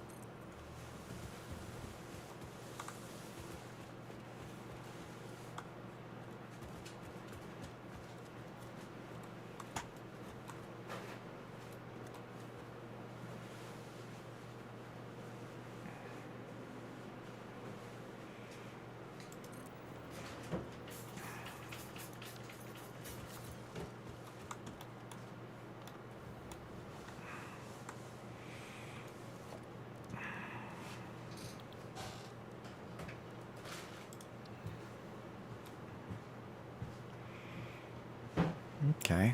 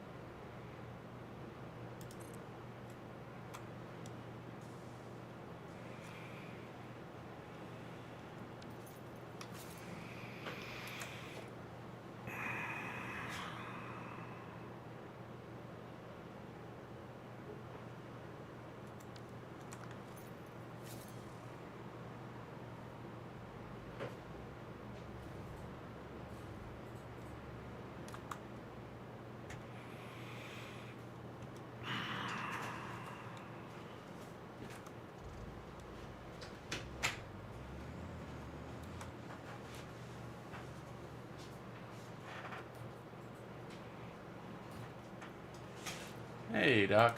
Hi.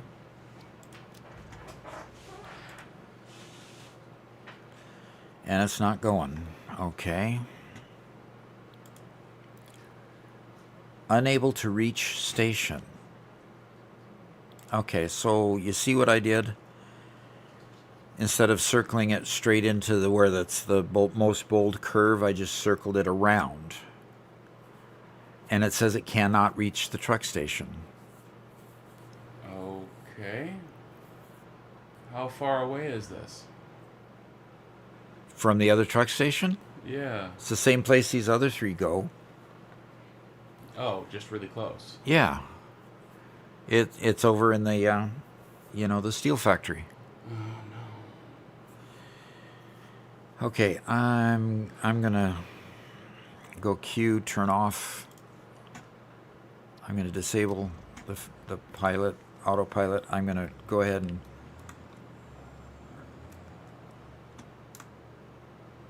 show my ineptitude in driving. So Berger asked about sharing the world files in the world share state. No, you can just share your blueprints if that's what you want to share.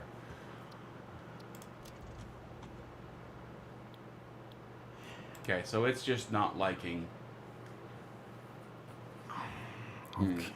Okay. Instead of removing and re-adding, you can just reorder the stations.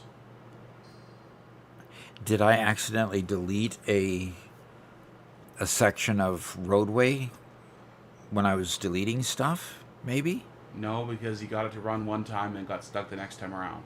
So. Okay. So delete the whole thing? What are you thinking? Reorder the... Okay. I'll just try reordering it.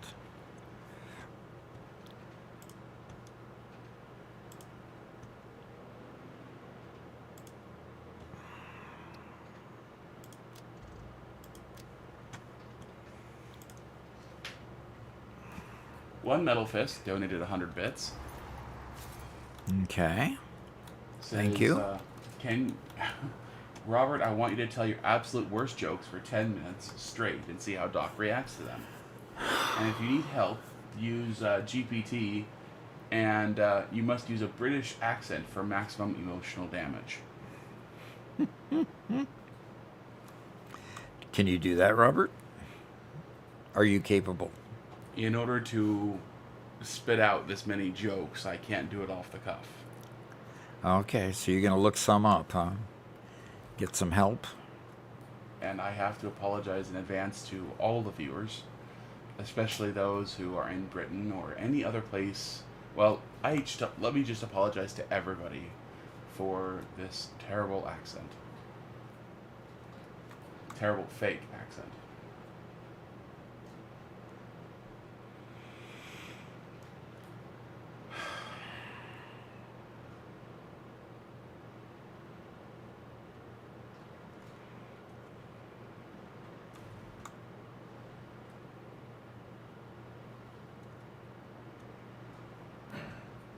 Weirdo says he's British, so he's definitely gonna be offended.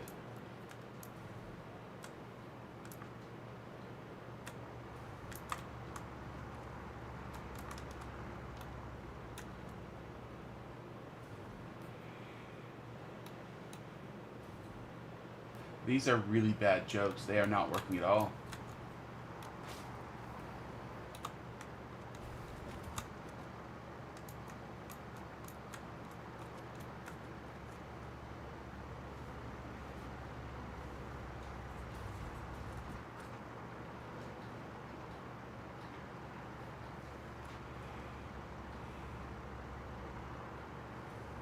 To buy me more time, Doc, I'm going to have you do a quick question.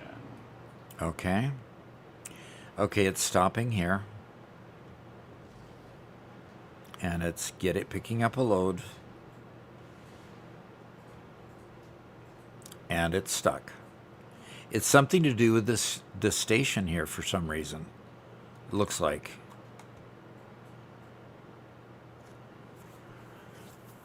Because it doesn't look like it was a problem with the pathing, because I just changed all the pathing, and that didn't seem to fix.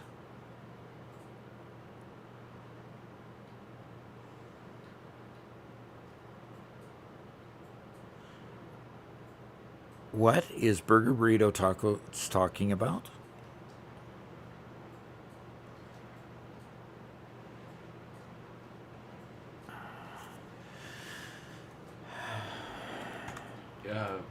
Burger, that was what we were using here in this world. For the longest time we were using factory carts to transport everything. But it was causing a lot of traffic jams, so. Yeah, Doc, can I send you to the university? Oh, sure. Okay. Alrighty. Well, Trance8 asks a question. He says, can you get a specific example of when using something like a train or truck is more appropriate than an array of belts. If you have to transport it a long distance, going from the mine to the to your factory, stringing belts across the countryside is sometimes just way too difficult.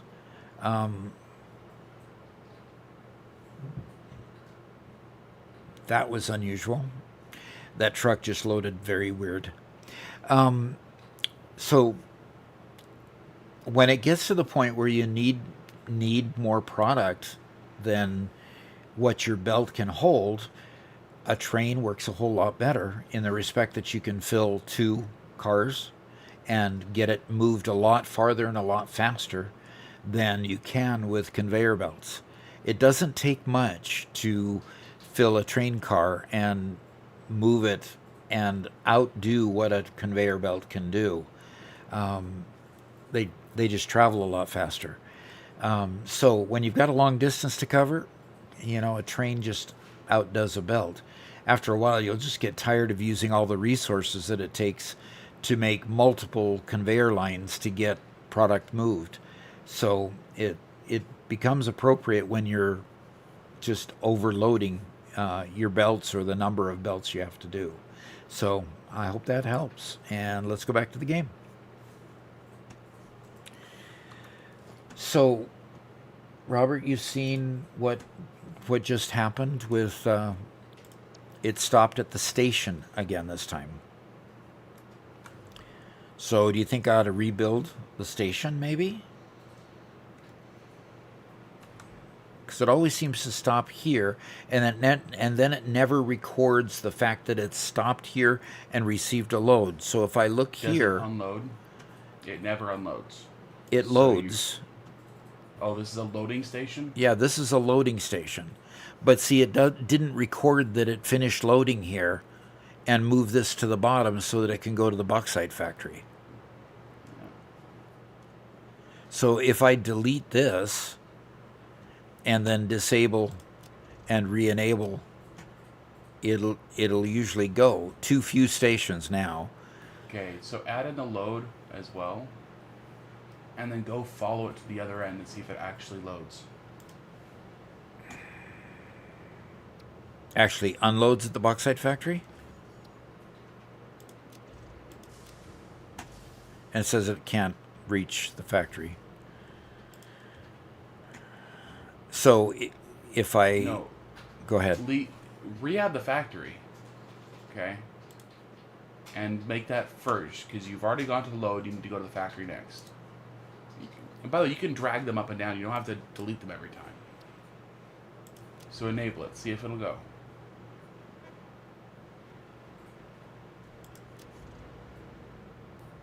Okay, so from here it cannot get to the factory. Yeah. At all. Yeah, I don't know.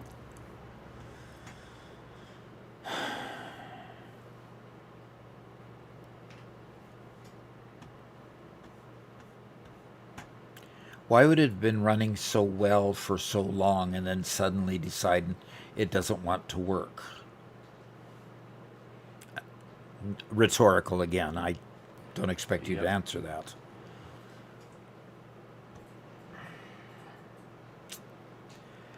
All right. Well, I'm going to have to figure this out offline.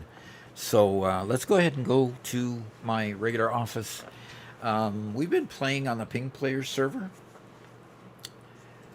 And we've been playing on the Ping Players server this whole time, and it's been working well. Robert normally joins me, but wasn't feeling up to it today, so that's fine. Plan on using this server again for our main event that starts on the day of release for Satisfactory 1.2. So when that's released to production, we'll start up a server instance of 1.2, and we will play a new instance. Excuse me. We'll play a new instance on that server and start over again and have everybody play with us. So We'll see how many people we can pack onto that server. We've had as many as 15 or so people without any glitches so far. I'd like to see even more join us on that release day if possible, but I know everybody's wanting to play their own, so that might not be possible to get that many people, but we'll try. We'll really try hard that day. So, Before we go, yeah. we did get a donation asking me to tell jokes Oh, in a dear. British accent. So Yes. I have a bit of a set that I've drawn up here. Okay. And I once again apologize to everybody, especially for the terrible British accent I'm about to use. But luckily, Spencer's now in the room, so he can laugh at me just as well as everybody else. Okay. Good evening. I'm trying to become a better person, but I keep getting distracted by remaining fundamentally dreadful. I recently bought one of those smartwatches. It tracks my steps, my sleep, my heart rate. Very useful.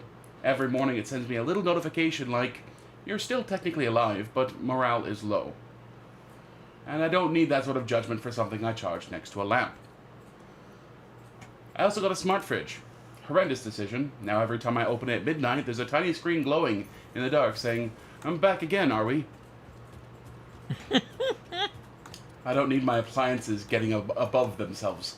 My toaster already behaves like I went to a boarding school. It has 2 settings, barely warm and call the fire brigade. I am trying to eat healthier though. I bought some kale. I didn't eat it. I just brought it home so the biscuits would know I meant business. The lettuce in my fridge has been there so long, it's developed a bleak worldview. I opened the drawer and it went, "All things wilt, eventually." Very moving. Shame it cost £1.80 from Tesco. So I joined a gym. I walked in, looked around, and immediately respected everyone's privacy by leaving. By leafing? Yep. Okay. The gym emailed me and said, "We haven't seen you in a while," which is rude because I thought that was our arrangement. I've also been trying to improve my mental health. I downloaded a meditation app. It told me to breathe in and breathe out, and then asked me to subscribe for inner peace. Apparently, enlightenment costs £9 a month, but if you pay annually, you can be spiritually mugged at a discount. Spiritually mugged without a discount? My therapist says I need to stop avoiding my problems. I said I don't avoid them, I just leave them to sleep. And that's not denial, that's T-based processing. I'm also terrible with technology. My laptop asked me if I wanted to remember this password. I said yes. Now between the two of us, absolutely no one has the foggiest. My printer's even worse. Printers are the only machines that can smell panic. You go to print one boarding pass for a Ryanair flight and it suddenly says, "I require cyan." For a black and white document. Why? Is cyan your emotional support color? Well, then it says paper jam. There is no paper jam. There's not even paper marmalade. It's just sitting there, sulking like a regional train. Anyway, I'm trying to stay positive. I made a vision board. It's mostly pictures of naps, meal deals, and people who know where their passport is. My 5-year plan is simple. Become mysterious enough that my lack of progress looks intentional. Thank you. You've all been very patient, and according to my smartwatch, sitting through this counts as cardio. Robert, very good. And on that note, we will see you all tomorrow, possibly, if we do a members live stream. In any case, we'll see you on Tuesday, where we'll try not to tell a bunch of British jokes again. Until then, thanks for coming, and we'll talk to you again later. Bye-bye.